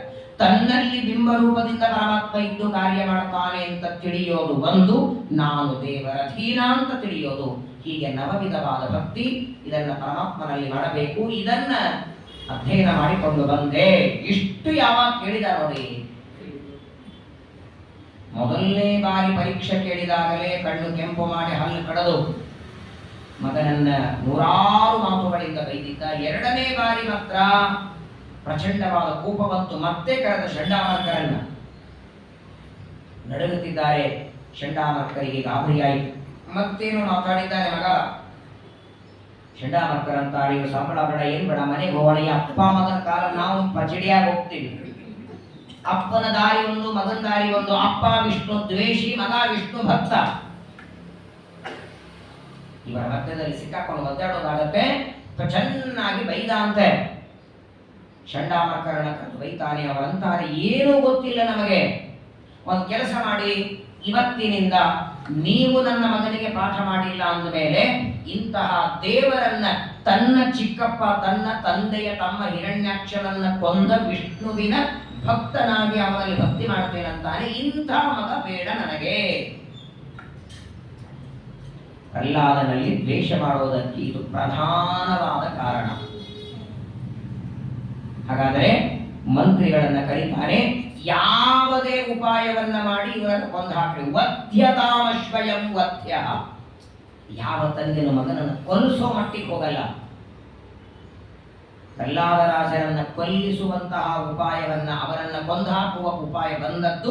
ಮಗ ದೇವರ ಸ್ಮರಣೆ ಮಾಡುತ್ತಾನೆ, ದೇವರ ಹೆಸರು ಹೇಳ್ತಾನೆ ಅಂತ ನಮ್ಮ ಮಕ್ಕಳು ಹೇಳಲ್ಲ ಅಂತ ಅಳ್ತೀವಿ ನಾವು. ಬೆಳಗಾಗಿ ರಾತ್ರಿ ಮಲಗುವವರೆಗೆ ಅದೇ ಮೊಬೈಲ್ ಚಾಟಿ ಒಳಗಿರ್ತಾರೆ. ದೇವರ ಸ್ಮರಣೆ ಮಾಡಲ್ಲ ಮಕ್ಕಳು ಮೊಮ್ಮಕ್ಕಳು ಅಂತ ನಾವು ಅಳತಿದ್ರೆ ಅದೇ ಅವರಿಗೆ ದೊಡ್ಡ ಸಮಸ್ಯೆ ಆಯ್ತದ. ಎಷ್ಟು ನಾನಾ ವಿಧವಾದ ಉಪಾಯಗಳಿಂದ ಪ್ರಹ್ಲಾದರಾಜರನ್ನು ಕೊಲ್ಲುವುದಕ್ಕೆ ಪ್ರಯತ್ನ ಮಾಡ್ತಾರೆ. ಪರ್ವತದಿಂದ ಕೆಳಗಾಗ್ತಾರೆ, ಹಾವುಗಳಿಂದ ಕಚ್ಚಿಸ್ತಾರೆ, ದೊಡ್ಡದಾದ ಪಾತ್ರೆಯಲ್ಲಿ ವಿಷ ಕೊಡ್ತಾರೆ, ಏನೇನು ಸಾಯೋದಕ್ಕೆ ಬೇಕಾಗುವ ಸಕಲ ಉಪಾಯಗಳು ಮಾಡ್ತಾರೆ. ಆದರೆ ಸರ್ವಜ್ಞನಾದ ಭಗವಂತನ ರಕ್ಷಾ ಕವಚ ಇದೆ. ತನ್ನನ್ನೇ ತಾನು ದೇವರಲ್ಲಿ ಒಪ್ಪಿಸಿಬಿಟ್ಟಿದ್ದಾನೆ. ಯಾವ ಉಪಾಯ ಮಾಡಿದರೂ ಹಾವುಗಳಿಗೆ ಪ್ರಹ್ಲಾದನನ್ನ ಕಚ್ಚಿ ಸಾಯಿಸ್ರಿ ಅಂತ ಸಾವಿರಾರು ಹಾವುಗಳಿದ್ದ ಒಂದು ಕೋಣೆಯಲ್ಲಿ ಒಗದಂತೆ ಪ್ರಹ್ಲಾದನನ್ನ. ಆ ಹಾವುಗಳು ಕಚ್ಚೋದು ಬಿಡಿ, ನಮಸ್ಕಾರ ಮಾಡುವುದು ಅಂತೆ. ನಾವು ನಿನ್ನನ್ನು ಕಚ್ಚಿದರೆ ನಾವು ಬದುಕೋದು ಕಷ್ಟಪ್ಪ. ಯಾಕಂದ್ರೆ ಈಗಾಗಲೇ ನಮ್ಮ ಒಬ್ಬ ವ್ಯಕ್ತಿ ದೊಡ್ಡ ಕೆಲಸ ಮಾಡಿದ್ದಾನೆ. ನಮ್ಮವನೇ ಕಾಳಿಯ ಯಮುನಾ ನದಿಯಲ್ಲಿ ಇದ್ದ. ಇದೇ ನಿಮ್ ಸ್ವಾಮಿ ಚೆನ್ನಾಗಿ ಕುಡಿದು ಅವನು ಹೊರಗೆ ಹೋಗದಿದ್ದಾನೆ.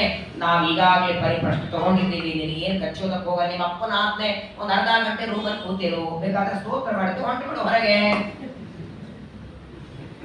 ಹಾವುಗಳೇ ಹೇಳ್ತವೆ ನಿನ್ನನ್ನು ಕಚ್ಚೋ ಪ್ರಯತ್ನ ಮಾಡೋದಿಲ್ಲ. ದೊಡ್ಡ ಪಾತ್ರೆಯಲ್ಲಿ ತಾಯಿಗೆ ಹೇಳ್ತಾನೆ ಕಯಾಧುವಿಗೆ, ಹಿರಣ್ಯಕಶಿಪು ಹೆಂಡತಿಗಂತ ನಿನ್ ಮಗ ನೀರ್ ಬೇಕು ಅಂತ ಬೇಡಿದ್ರೆ ದೊಡ್ಡ ಪಾತ್ರೆ ತುಂಬ ವಿಷ ಕೊಡೋ ಅವನಿಗೆ. ರಕ್ಷತೀತ್ತೇವ ವಿಶ್ವಾಸ, ಭಗವಂತನಲ್ಲಿ ಅಷ್ಟು ವಿಶ್ವಾಸ ಪ್ರಹ್ಲಾದರಿಗೆ. ಯಾವ ಉಪಾಯದಿಂದ ಸಾಯ್ದಿದ್ದಾಗ ಚಿಂತೆ ಶುರುವಾಯಿತ. ಬ್ರಹ್ಮದೇವರಿಂದ ನಾನು ಒಟ್ಟಾರೆ ಮರಣ ಬೇಡ ಅಂತ ವರ ಬೇಡ್ಕೊಂಡಿದ್ದೆ, ಆ ವರ ನನಗೆ ಕೊಟ್ಟರು, ನನ್ನ ಮಗನಿಗೆ ಕೊಟ್ಟರು. ಅದಕ್ಕೆ ನಾವೇನ್ ಮಾಡ್ತೀವಿ ಸಂಕಲ್ಪದಲ್ಲಿ ರಾಶಿ ನಕ್ಷತ್ರ, ಯಾಕಂದ್ರೆ ನಮ್ದು ಅವ್ರಿಗೆ ಹೋಗ್ಬಿಟ್ರೆ, ನಮ್ದು ರಾಶಿ ನಕ್ಷತ್ರ ನಮಗೆ, ಮಗನ ರಾಶಿ ನಕ್ಷತ್ರ ಮಗನಿಗೆ, ಪ್ರತ್ಯೇಕ ರಾಶಿ ನಕ್ಷತ್ರ ಅವರವರಿಗೆ. ನಾ ಇಲ್ಲೇ ರಾಶಿ ನಕ್ಷತ್ರ ಏನಿಲ್ಲ, ಒಟ್ಟಿಗೆ ಮರಣ ಬರಬಾರದು ಅಂತ ಬೇಡ್ಕೊಂಡಿದ್ದ. ಚಿಂತೆ ಆಯಿತು, ಏನ್ ಮಾಡ್ಬೇಕು? ಕೊನೆಗೆ ಚಂಡಾಮರ್ಕರಿಗಂತಾನೆ, ಏನಿದ್ರು ಕಲಿಯುಗದಲ್ಲಿ ಅನ್ನಗತ ಪ್ರಾಣ. ಇವನು ವಿಷ ಹಾಕಿದ್ರು ಸಾಯಲಿಲ್ಲ, ಪರ್ವತದಿಂದ ಹಾಕಿದ್ರು ಸಾಯಲಿಲ್ಲ ಅಂದ್ರೆ ಒಂದು 3 ದಿನ ಇವನಿಗೆ ಅನ್ನ ನೀರು ಕೊಡಬೇಡಿ. ಕೊನೆಗೆ ನೀರಿಲ್ಲದೆ ಪ್ರಾಣ ಬಿಡ್ತಾನೆ. ಇದು ಬುದ್ಧಿವಂತರ ಲಕ್ಷಣ ಅಂತಾರೆ. ಗುಂಡು ಹಾಕಿ ರಕ್ತದ ಓಕಳಿ ಮಾಡಿ ಸಂಹಾರ ಮಾಡೋದು ಪಾಕಿಸ್ತಾನ ಮಾಡಿದ್ರೆ, ಮೋದಿಯವರ ದೊಡ್ಡದ ನೋಡಿ, ಬರೋರು ಹೋಗೋದು ನೀರೇ ಬಿಟ್ಟು ತೆಗೆದುಬಿಟ್ರೆ ಅವರು. ಸಿಂಧು ನದಿಯ ನೀರನ್ನು ಅದರಿಂದ ಏನೇನ, ಅದು ಒಂದು ರೀತಿಯಲ್ಲಿ ಅದು ಸಂಹಾರವೇ. ಆದರೆ ರಕ್ತಪಾತ ಇದು ಬಹಳ ಘೋರವಾದದ್ದು, ಅದನ್ನು ಬೇಡ. ಅಂದ್ರೆ ಬುದ್ಧಿವಂತಿಕೆ ಹೇಗಿರ್ಬೇಕು, ಮಂತ್ರಿಗಳಲ್ಲಿ ಇರಬೇಕಾದದ್ದು ಜಾಣನಿತನ ಅಂತಾರೆ. ಅವರು ಗುಂಡು ಹಾಕಿದ್ದಾರೆ ಅಂತ ನೇರವಾಗಿ ಗುಂಡು ಹಾಕಬಹುದಲ್ಲ, ಅದನ್ನು ಸಂಪೂರ್ಣ ಹಾಳು ಮಾಡೋದಕ್ಕೆ ನೀರೇ ಹೋಗ್ಲಿಲ್ಲ ಅಂದ್ರೆ ಎಷ್ಟು, ಅದರಿಂದ ಏನೇನಾದ ಒಂದು ಲಿಸ್ಟೇ ಕೊಟ್ಟಿದ್ದಾರೆ, ನೋಡಿರ್ತೀರಿ ನೀವೆಲ್ಲ. ಏನೂ ಇಲ್ಲ, ಧಾನ್ಯಗಳು ಇಲ್ಲ, ಹಣ್ಣುಗಳು ಇಲ್ಲ, ಯಾರಿಗೆ ಕುಡಿಯುವುದಕ್ಕೂ ನೀರಿಲ್ಲ. ಕೊನೆಗೆ ವಿದ್ಯುತ್ ಹೆದೆಯಾಗೋದು ನೀರಿನಿಂದ, ಕರೆಂಟ್ ಇಲ್ಲ, ಬರ್ಬಾದಾಗಿ ಹಾಳಾಗಿ ಹೋಗುತ್ತೆ. ಹಾಗೆ ಅನ್ನ ನೀರಿಲ್ಲದೆ 3-4 ದಿನದಲ್ಲಿ ಸಾಯ್ತಾನೆ.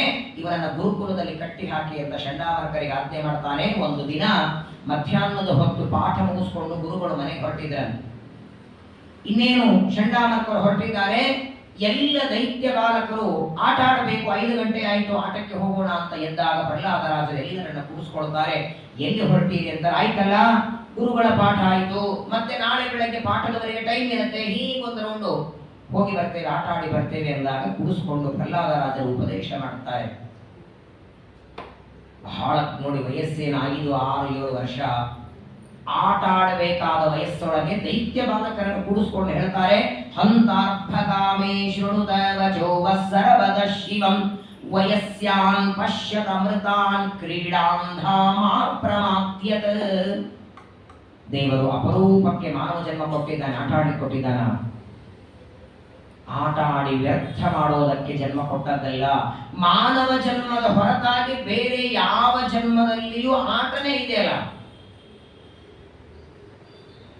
ಆಟ, ಓಟ, ನಿದ್ದೆ ಎಲ್ಲಾ ಜನ್ಮದಲ್ಲಿದೆ. ಜ್ಞಾನ ಮಾಡಿಕೊಳ್ಳೋದಕ್ಕೆ ಮಾನವ ಜನ್ಮ ಬಿಟ್ಟು ಬೇರೆ ಇಲ್ಲ. ನಮ್ಮ ಉತ್ತರಾದಿಮಠ ಸ್ವಾಮಿಗಳು ಪೂರ್ವಾಶ್ರಮದಲ್ಲಿ ವಿದ್ಯಾಪೀಠದಲ್ಲಿ ಓದುವಾಗ ಸಣ್ಣವರಿದ್ದರು, ಇನ್ನು ಮುಂಬೈಯಲ್ಲಿ. ಸಾಯಂಕಾಲ 5 ಗಂಟೆಗೆ ಎಲ್ಲರೂ ಆಟಕ್ಕೆ ಹೋದ್ರೆ ಸರ್ವಜ್ಞಾಚಾರ್ಯ ಅವರ ಹೆಸರು.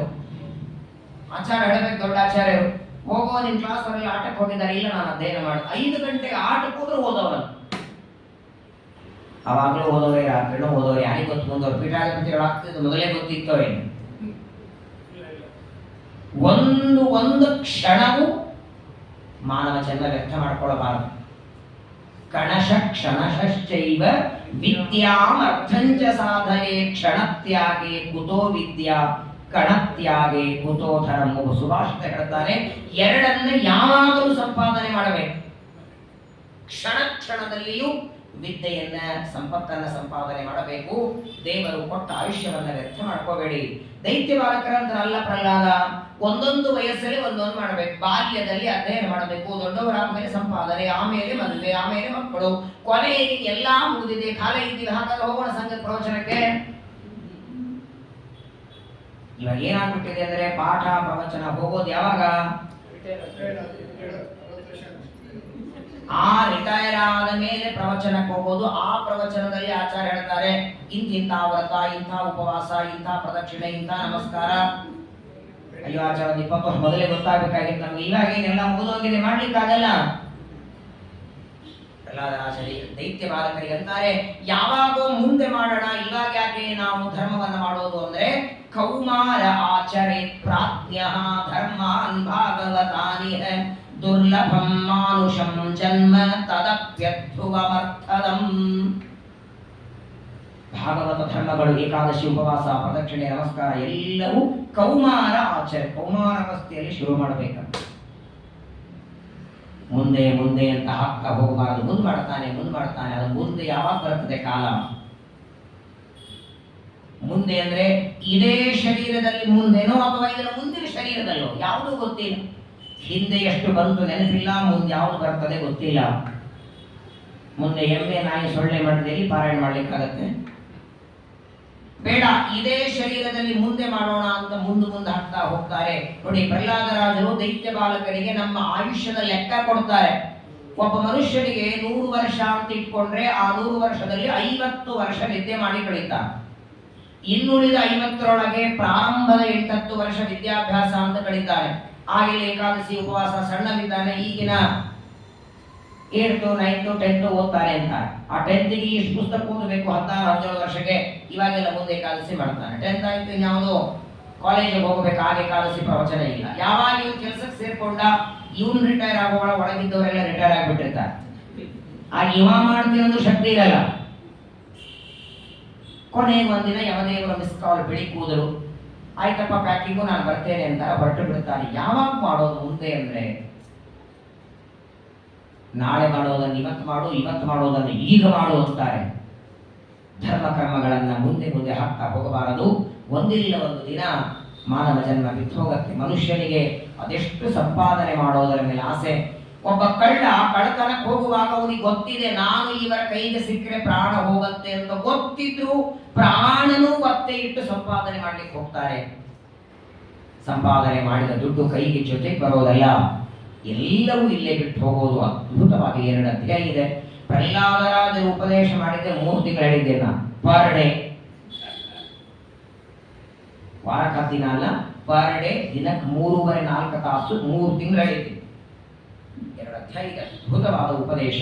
ಪ್ರಹ್ಲಾದರಾಜರು ದೈತ್ಯ ಬಾಲಕರನ್ನು ಕೂಡಿಸಿಕೊಂಡು ಉಪದೇಶ ಮಾಡುವಾಗ ಒಂದು ಮಾತು ಹೇಳ್ತಾರೆ, ದೇವರನ್ನು ಒಲಿಸ್ಕೊಳ್ಳೋದು ಕಷ್ಟ ಇಲ್ಲ ಅಂದ್ರು. ತಪ್ಪಿರ್ಕೊಂಡಿದ್ದೀರಿ. ಲಕ್ಷ್ಮೀ ದೇವಿಯನ್ನು ಆರಂಭ ಮಾಡಿ ಉಳಿದ ದೇವತೆಗಳನ್ನು ಒಳಸ್ಕೊಳ್ಳೋದು ಕಷ್ಟ. ಕ್ಲೇಶೋದಿ ಕತರಸ್ತೇಷಾಂ ಅವ್ಯಕ್ತ ಆಸಕ್ತ ಚೇತಸಾಂ ಅವ್ಯಕ್ತಾ ಹಿ ಗತಿರ್ದುಃಖಂ ದೇಹವದ್ಭಿರವಾಪ್ಯತೆ. ಲಕ್ಷ್ಮೀದೇವಿ, ಪ್ರಾಣದೇವರು, ಉಳಿದ ದೇವತೆಗಳ ಪೂಜೆ, ಆರಾಧನೆ ಇಷ್ಟಿಷ್ಟೇ ಮಾಡಬೇಕು, ಹೀಗೆ ಮಾಡಬೇಕು. ದೇವರಿಗೆ ಆಗಿಲ್ಲ. ತುಳಸಿ ಪತ್ರ ಕೊಟ್ಟರು ಅನುಗ್ರಹ ಮಾಡುವ ಕರುಣಾ ಸಮುದ್ರ ದೇವರು. ಬಹಳ ಜನ ತಪ್ಪು ತಿಳ್ಕೊಂಡಿದ್ದಾರೆ.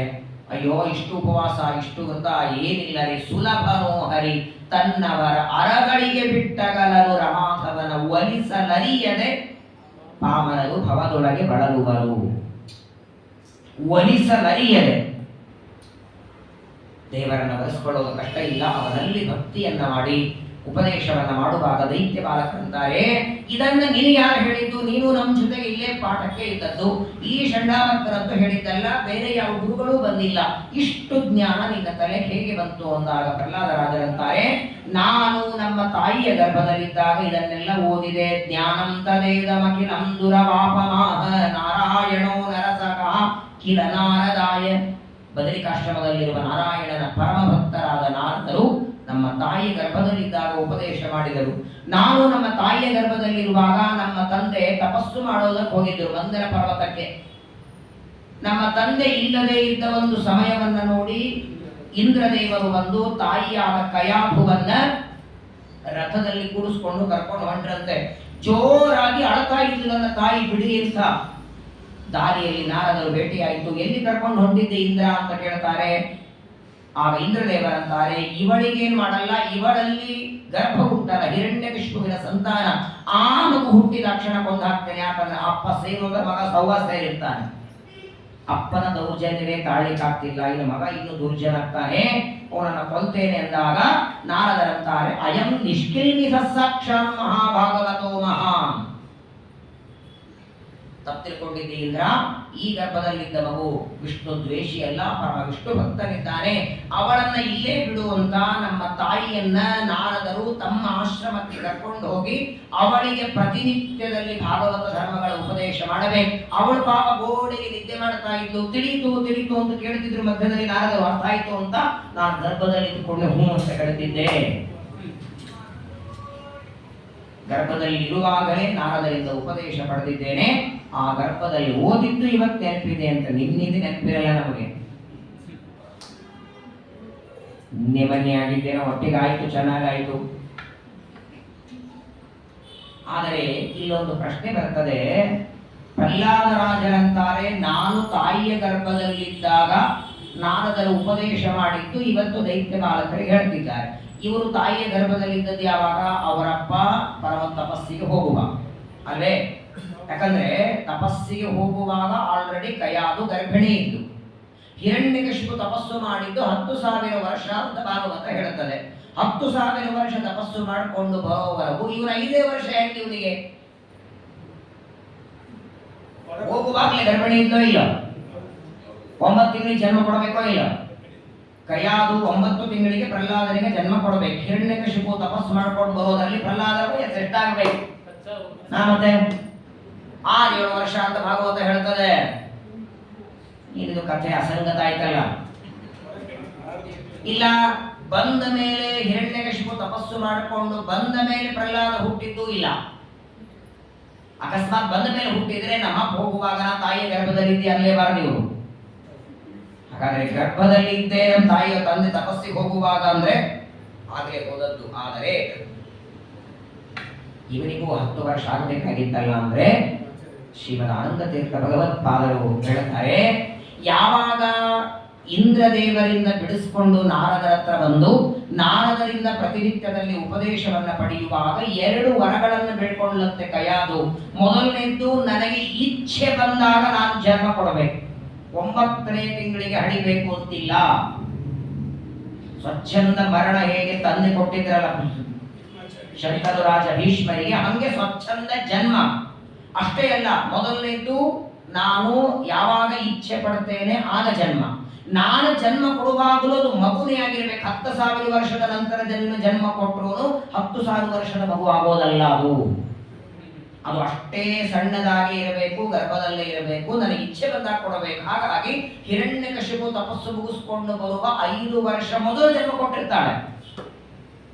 ಹಾಗಾಗಿ ಹಿರಣ್ಯಕಶಿಪು ಬಂದಾಗ ಪ್ರಹ್ಲಾದನಿಗೆ 5 ವರ್ಷ. ಕ್ಷೇಮಾಯ ಇಚ್ಛಾ ಪ್ರಸೂತಯೇ 2 ವರ.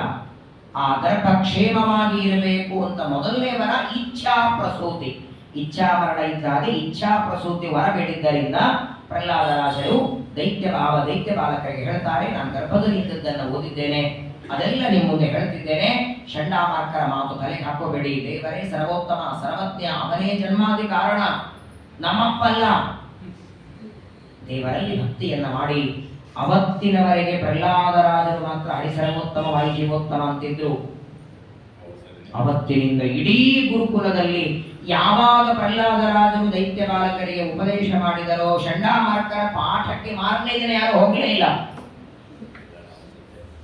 ಯಾರಿಗೆ ಹೋಗ್ತಾರೆ? ಚೆನ್ನಾಗಿ ಬಾಸುಂದಿ ಕೊಡೋರಿಗೆ ಮಜ್ಜಿಗೆ ಕೊಡ್ತೇನೆ ಅಂದ್ರೆ ಹೋಗ್ತಾರ? ಪ್ರಹ್ಲಾದರಾಜರ ಉಪದೇಶವೆಂಬ ಅಮೃತಪಾನ ಮಾಡದವರಿಗೆ ಷಂಡಾಮಾರ್ಕರ ಉಪದೇಶ ಮಜ್ಜಿಗೆ ಇದ್ದ ಯಾರು ಕುಡಿಲಿಕ್ಕೆ ಹೋಗ್ತಾರೆ? ಯಾವಾಗ ಇಡೀ ಗುರುಕುಲದಲ್ಲಿ ಹರಿಸರ್ವೋತ್ತಮತ್ವದ ಗರ್ಜನೆ ಶುರುವಾಗಿದೋ, ತನ್ನ ಮಗ ತಾನ್ ಕೆಡೋದಲ್ಲದೆ ಇಡೀ ಗುರುಕುಲ ಕೆಡಿಸಿದ್ದಾನೆ ಅಂತ ಹಿರಣ್ಯಕಶಿಪುವಿಗೆ ಗೊತ್ತಾಯಿತು. ಆಗ ಮಾತ್ರ ಪ್ರಚಂಡವಾದ ಕೋಪ ಬರ್ತಾ ಇದೆ ಹಿರಣ್ಯಕಶಿಪುವಿಗೆ. ಮಗನ ಮೇಲೆ ಸಿಟ್ಟು ಬರ್ತದೆ. ಮಗನನ್ನ ಕರೆದು ಹೇಳ್ತಾರೆ, ದೈತೇಯ ಚಂದನವನೇ ಜಾತೋಯಂ ಕಂಟಕದ್ರುಮಃ. ನೋಡಿ, ದೈತ್ಯರೆಂಬ ಚಂದನವನದಲ್ಲಿ ಒಂದು ಮುಳ್ಳಿನ ಕಂಟಿ ಹುಟ್ಟಿದೆ ಅಂತ ಬರೀತಾನೆ. ಯಾರ ಮುಳ್ಳಿನ ಕಂಟಿ, ಯಾರು ಚಂದನವನ ಅನ್ನೋದು ಗೊತ್ತಾಗಿರತ್ತೆ ನಿಮಗೆ. ಎಷ್ಟು ಬೈತಾನೆ ಮಗನನ್ನ. ಕೊನೆಗಂತಾನೆ, ನನ್ನ ಮುಂದೆ ನಿಂತು ಮಾತಾಡುವುದಕ್ಕೆ ಇಂದ್ರಾದಿ ದೇವತೆಗಳಿಗೆ ಸಾಧ್ಯ ಇಲ್ಲ. ಹೇ ದುರ್ವಿನೀತ ಮಂದಾತ್ಮನ್ ಕುಲಭೇದಕರ ಅಧಮ ಸ್ತಬ್ಧಂ ಮಚ್ಛಾಸನೋದೃಷ್ಟಂ ನೇಷ್ಯೇ ತ್ವಾದ್ದಯಮಕ್ಷಯಂ. ಏನೇನು ಬೈತಾನೆ ಪ್ರಹ್ಲಾದರಾಜರನ್ನ, ಮೂರ್ಖ ಅಂತಾನೆ, ಬುದ್ಧಿ ಇಲ್ಲದವನೇ, ಅಲಂಬುದ್ಧಿ. ಇಡೀ ಸಾಮಾನ್ಯವಾಗಿ ಮಕ್ಕಳನ್ನ ಕುಲ ಉದ್ಧಾರಕ ಅಂತ, ಕುಲನಾಶಕ ಆಗಿದೆಯಲ್ಲೋ ನೀನು, ದೈತ್ಯ ಕುಲವನ್ನೇ ನಾಶ ಮಾಡುವುದಕ್ಕೆ ನನ್ನಲ್ಲಿ ಹುಟ್ಟಿ ಬಂದಿದ್ದಿ. ಇಷ್ಟು ದಿನಗಳವರೆಗೆ ಬೇರೆಯವರಿಗೆ ಹೇಳ್ತಿದ್ದೆ ನಾ ಮಂತ್ರಿಗಳಿಗೆ ನನ್ನ ಮಗನನ್ನ ಕೊಂದು ಹಾಕಿ ಅಂತ, ಇವತ್ತು ನಾನೇ ಆ ಕೆಲಸ ಮಾಡ್ತೇನೆ ಅಂತ. ಬೇರೆ ಬೇರೆ ಉಪಾಯದಿಂದ ಕೊಂದು ಹಾಕಿ ಅಂತ ಬೇರೆಯವರಿಗೆ ಆಜ್ಞೆ ಮಾಡಿದ್ದೆ, ಇವತ್ತು ನಾನೇ ನಿನ್ನ ಯಮಲೋಕಕ್ಕೆ ಕಳಿಸ್ತೇನೆ. ಯಾವ ನಿನ್ನ ದೇವರು ಇದ್ದದ್ದೇ ನಿಜವಾದರೆ ಅವನು ನಿನಗೆ ಸ್ವಾಮಿಯಾಗಿದ್ರೆ ನಿನ್ನ ರಕ್ಷಣೆಗೆ ಬರ್ತಾನ? ಒಂದು ಪ್ರಶ್ನೆ ಕೇಳ್ತಾನೆ ಹಿರಣ್ಯಕಶಿಪು. ಅಲ್ಲ, ನಾನು ಇಷ್ಟು ಜೋರಾಗಿ ಮಾತಾಡ್ತಿದ್ರೆ ನಿಂತು ಮಾತಾಡುವುದಕ್ಕೆ ದೇವತೆಗಳ ಹೆದರುವಾಗ ನೀನು ಭಯ ಆಗಲ್ವನ ನೋಡಿ ಅಂತ ಕೇಳ್ತಾನೆ. ನನ್ನ ಕಣ್ಣಿನ ಕುಡಿನೋಟದಿಂದಲೇ ದೇವತೆಗಳೆಲ್ಲ ಹೆದರ್ತಾರೆ, ನೀನ್ ಯಾಕೆ ಭಯ ಪಡಲ್ಲ ಅಂದ್ರೆ, ಪ್ರಹ್ಲಾದರಾಜರಂದ್ರು ನಿನ್ನ ನೋಡಿ ನಾ ಯಾಕೆ ಭಯ ಪಡ್ಲಿ ಅಂದ್ರು, ನಾನು ಅಂಜೋದೊಬ್ಬರನ್ನೇ, ಅನಂತ ಕೋಟಿ ಬ್ರಹ್ಮಾಂಡ ನಾಯಕನಾದ ಭಗವಂತನಿಗೆ ಮಾತ್ರ ಅಂಜುತ್ತೇನೆ. ಆ ಸ್ವಾಮಿ ಈಗ ನೋಡು, ನಿನ್ನೊಳಗೂ ಅವನೇ ನನ್ನೊಳಗೂ ಅವನೇ, ನಿನ್ನೊಳಗಿದ್ದು ತರ ತರ ತರ ಒದರಿಸೋನು ಅವನೇ, ನನ್ನೊಳಗಿದ್ದು ಶಾಂತ ಕೇಳೋ ಹಾಗೆ ಮಾಡಿದ್ದು ಅವನೇ. ನ ಕೇವಲಂ ಮೇ ಭವತಶ್ಚ ರಾಜನ್ ಸವೈವಲಂ ಬಲಿನಾಂ ಚಾಪರೇಶಾಂ. ಅನಂತ ಜೀವರಾಶಿಗಳಲ್ಲಿ ಇರ್ತಾನೆ. ಆ ಇರುವೆ ಸಕ್ಕರೆ ತಿನ್ನುವುದಕ್ಕೆ ಹೋಗಬೇಕು, ಆ ಇರುವೆಯೊಳಗಿದ್ದು ಅದಕ್ಕೆ ಪ್ರೇರಣೆ ಮಾಡಿ ಅದು ಸಕ್ಕರೆ ತಿನ್ನುವಂತೆ ಮಾಡ್ತಾನೆ. ಆನೆಯೊಳಗೆ ಮೊಸಳೆ, ಎಮ್ಮೆ, ಮೀನು ಎಲ್ಲ ಪ್ರಾಣಿಗಳಲ್ಲಿ ತಾನೇ ಒಳಗೆ ಇದ್ದು ಕಾರ್ಯವನ್ನು ಮಾಡ್ತಾನೆ. ಆ ಭಗವಂತನ ಶಕ್ತಿಯಿಂದ ಜಗತ್ತು ನಡೀತದೆ. ಈಗಲೂ ಒಂದು ಮಾತು ಹೇಳ್ತೇನೆ ನೋಡಿ, ಮಗನ ಹೇಳ್ತಾನೆ ಪ್ರಹ್ಲಾದ ಅಂತಾನೆ, ಈಗಲೂ ಕಾಲ ಮಿಂಚಿಲ್ಲ. ದೇವರು ಕ್ಷಮಾ ಸಮುದ್ರ, ಪ್ರಾರ್ಥನೆ ಮಾಡ್ಕೋ. ತಪ್ಪಾಯಿತು, ನಾನೇ ದೇವರು ಅಂತ ಹೇಳ್ಕೋತಿದ್ಯಲ್ಲ, ಈಗಲಾದರೂ ದೇವರ ಹತ್ರ ಪ್ರಾರ್ಥನೆ ಮಾಡಿಕೋ, ಕ್ಷಮಾ ಮಾಡ್ತಾನೆ. ಅಂದಾಕ್ಷಣ ಮಾತ್ರ ಓ ನಿನ್ನ ಕೊನೆ ಕಾಲ ಬಂದಂಗಿದೆ, ಮರಣ ಕಾಲ ಸಮೀಪಕ್ಕೆ ಬಂತು ಅಂದ್ರೆ ಏನೇನೋ ಮಾತಾಡ್ತಾರೆ, ಬಡಬಡಿಸ್ತಾರಂತಾರೆ ನೋಡಿ, ಅರಳು ಮರಳು ಅಂತಾರಲ್ಲ, ಏನೇನೋ ಮಾತಾಡ್ತೀಯ. ಯಾರ ಮುಂದೆ ನಿಂತು ಏನ್ ಮಾತಾಡ್ತಿದ್ದಿ? ನನ್ನ ಮುಂದೆ ನಿಂತು ದೇವರ ಬಗ್ಗೆ ಮಾತಾಡ್ತೀಯ. ಮದನ್ಯೋ ಕೋನ್ಯಃ ಜಗದೀಶ್ವರ, ನನ್ನ ಬಿಟ್ಟ ಬೇರೆ ದೇವರಲ್ಲಿದ್ದಾನೆ ಅಂತಾನೆ ಹಿರಣ್ಯಕಶಿಪು. ನಾನೇ ಮೂರು ಲೋಕಗಳಿಗೆ ದೇವರು. ಯಸ್ತ್ವಯಾಮಂದ ಭಾಗ್ಯೋಕ್ತೋ ಮದನ್ಯೋ ಜಗದೀಶ್ವರ ಕ್ವಾಸೌ, ಎಲ್ಲಿದ್ದಾನವ? ಯದಿ ಸಹ ಸರ್ವತ್ರ, ಎಲ್ಲಾ ಕಡೆಗಿದ್ದಾರೆ. ಸ್ತಂಭೆ ಕಸ್ಮಾನ್ ನ ದೃಶ್ಯತೆ, ಎಲ್ಲಾ ಕಡೆಗಿದ್ದಾನ. ಅಣುರೇಣ ತೃಣಕಾಷ್ಟ ಪರಿಪೂರ್ಣ, ಅವನು ಇಲ್ಲದೆ ಇರುವ ಜಾಗ ಇಲ್ಲ. ಹೂವಿನಲ್ಲಿ, ಹಣ್ಣಿನಲ್ಲಿ, ಹಣ್ಣಿನ ರಸದಲ್ಲಿ, ಗಿಡದಲ್ಲಿ, ಎಲ್ಲ ಕಡೆಗಿದ್ದಾನೆ. ಓ ಎಲ್ಲಾ ಕಡೆಗಿದ್ದಾನೆ, ವಿಶ್ವಾಸ ಅಲ್ವಾ ನಿನಗೆ? ಹಾಗಾದರೆ ನಿನ್ನ ದೇವರು ಎಲ್ಲ ಕಡೆಗಿದ್ದೇ ನಿಜವಾದರೆ, ಇಲ್ಲಿ ಎದುರುಗಡೆ ಕಾಣುತ್ತಾ ಇದೆಯಲ್ಲ ಸ್ತಂಭ, ಸ್ತಂಭದಲ್ಲಿದ್ದಾನ? ಇದ್ದಾನೆ. ಸ್ತಂಭದೊಳಗೆ, ಸ್ತಂಭದ ಹೊರಗೆ, ಸ್ತಂಭದ ಮುಂದೆ, ಎಲ್ಲಾ ಕಡೆಗಿದ್ದಾನೆ. ಏವಂ ದುರುಕ್ತೈರ್ಮುಹುರರ್ಥಯನ್ ಋಷಾ ಸುತಂ ಮಹಾಭಾಗವತಂ ಮಹಾಸುರ. ಮೊದಲೇ ಕಣ್ಣು ಕೆಂಪಾಗಿದೆ. ತನ್ನ ಶತ್ರುವಾದ ವಿಷ್ಣುವಿನ ನಾಮಸ್ಮರಣೆ ಮಗ ಮಾಡ್ತಾನಂತೆ, ಕಣ್ಣು ಕೆಂಪು ಮಾಡಿದ್ದಾನೆ. ಇನ್ನು ಎಲ್ಲ ಕಡೆಗೆ ದೇವರಿದ್ದಾನೆ ಅಂತ ಮಗನ ಮಾತನ್ನ ಕೇಳಿ ಪ್ರಚಂಡವಾದ ಕೋಪದಿಂದ ಯಾವ ಸಭಾಮಂಟಪದಲ್ಲಿ ಕೂತಿದ್ದ ಆ ಸಭೆಯೊಳಗೆ ಅನೇಕ ಸ್ತಂಭಗಳು, ಅದರಲ್ಲಿ ಮಧ್ಯದಲ್ಲಿ ಒಂದು ಸ್ತಂಭವನ್ನ ನೋಡ್ತಾನೆ. ಪ್ರಹ್ಲಾದನಿಗೆ ಕೇಳದ, ಇಲ್ಲಿದೆಯಾ? ಈ ಸ್ತಂಭದಲ್ಲಿ ನಿನ್ನ ದೇವರಿದ್ದಾನೆ. ಹಾಗಾದರೆ ನಿನ್ನ ದೇವರು ಇರೋದು ನಿಜವಾದರೆ ಮೊದಲು ಸ್ತಂಭವನ್ನ ಬಡಿತೇನೆ, ಅವನ ಮುಂದೆ ನಿನ್ನನ್ನು ಸಂಹಾರ ಮಾಡುತ್ತೇನೆ. ಇದೇ ಖಡ್ಗದಿಂದ ನಿನ್ನ ಕುತ್ತಿಗೆಯನ್ನು ಹಾರಿಸ್ತೇನೆ ಅಂತಾರೆ. ಸ್ತಂಭವನ್ನ ನೋಡುತ್ತಾನೆ. ನೋಡಿ, ನರಸಿಂಹ ಪುರಾಣದಲ್ಲಿ ಸ್ತಂಭಕ್ಕೆ ಒದಿತಾನೆ ಅಂತ ಕಥೆ ಬರುತ್ತೆ. ಶ್ರೀಮದ್ ಭಾಗವತ ಮುಷ್ಟಿಯಿಂದ ಹೊಡಿತಾನೆ ಅಂತ ಕಥೆ ಬರುತ್ತೆ. ಸ್ತಂಭ ಅತ್ಯಂತ ಎತ್ತರವಾದ ಅಭಿಕ್ರಮನ್ ಪುತ್ರ ವಧೇತ್ಸು ರೋಜಸ. ವಾಸ್ತವಿಕವಾಗಿ ಮಗನ ಮೇಲೆ ಸಿಟ್ಟಿದ್ದವನಿಗೆ, ನೀವು ಒಂದು ಗೋಡೆಗೆ ಹೊಡಿಬೇಕಾದ್ರೆ ಸುಮ್ಮನೆ ಹೊಡೆದ್ರೆ ಕೈ ನೋವಾಗುತ್ತೆ, ಸಿಟ್ಟಿನಿಂದ ಹೊಡೆದು ನೋಡಿ, ಹೆಚ್ಚು ಸಿಟ್ಟು ಬಂದಾಗ ಹೊಡಿಬೇಕು ಅಂತ ಅನಿಸ್ತು. ಆಮೇಲೆ ಏನಾಗುತ್ತೆ, ಶಂಕವಾದ ಕೈ ಹೋಗುತ್ತೆ ಇರಲಿ. ಹಿರಣ್ಯಕಶಿಪು ಆ ಸ್ತಂಭಕ್ಕೆ ಹೊಡಿಬೇಕಾದರೆ ಮಗನ ಮೇಲೆ ರೋಷ, ಪ್ರಚಂಡವಾದ ಸಿಟ್ಟು ಮಗನ ಮೇಲೆ. ನೋಡ್ತಾನೆ, ಅಂತಃಸಭಾಯಾಂ ನಗದರ್ಶ ತತ್ಪದಂ ವಿಚಕ್ರಸು ಯೇನ ಸುರಾರಿಯೂಥಪಾಹ. ಆಕಾಶದಲ್ಲಿ ದೇವತೆಗಳೆಲ್ಲ ಪುಷ್ಪವೃಷ್ಟಿ ಮಾಡಬೇಕು ಅಂತ ಕಾಯ್ತಾ ನಿಂತಿದ್ದಾರೆ. ಆ ತುಂಬಿದ ದೊಡ್ಡದಾದ ಸಭಾಮಂಟಪದಲ್ಲಿ ಮಧ್ಯದಲ್ಲಿ ಒಂದು ಸ್ತಂಭವನ್ನ ನೋಡಿ, ಈ ಸ್ತಂಭದಲ್ಲಿ ನಿನ್ನ ದೇವರು ಇರೋದೇ ನಿಜವಾದರೆ ಸ್ತಂಭದಿಂದ ಹೊರಗೆ ಪ್ರಕಟನಾಗಿ ಬರಲಿ, ಬಂದು ನಿನ್ನ ಮೇಲೆ ಅನುಗ್ರಹ ಮಾಡಿ ನೋಡ್ತೇನೆ ಅಂತ ಹಿರಣ್ಯಕಶಿಪು ಮಗನಾದ ಪ್ರಹ್ಲಾದನಿಗೆ ಹೇಳಿ ಆ ಸಭಾಮಂಟಪದಲ್ಲಿದ್ದ ಸ್ತಂಭಕ್ಕೆ ಜೋರಾಗಿ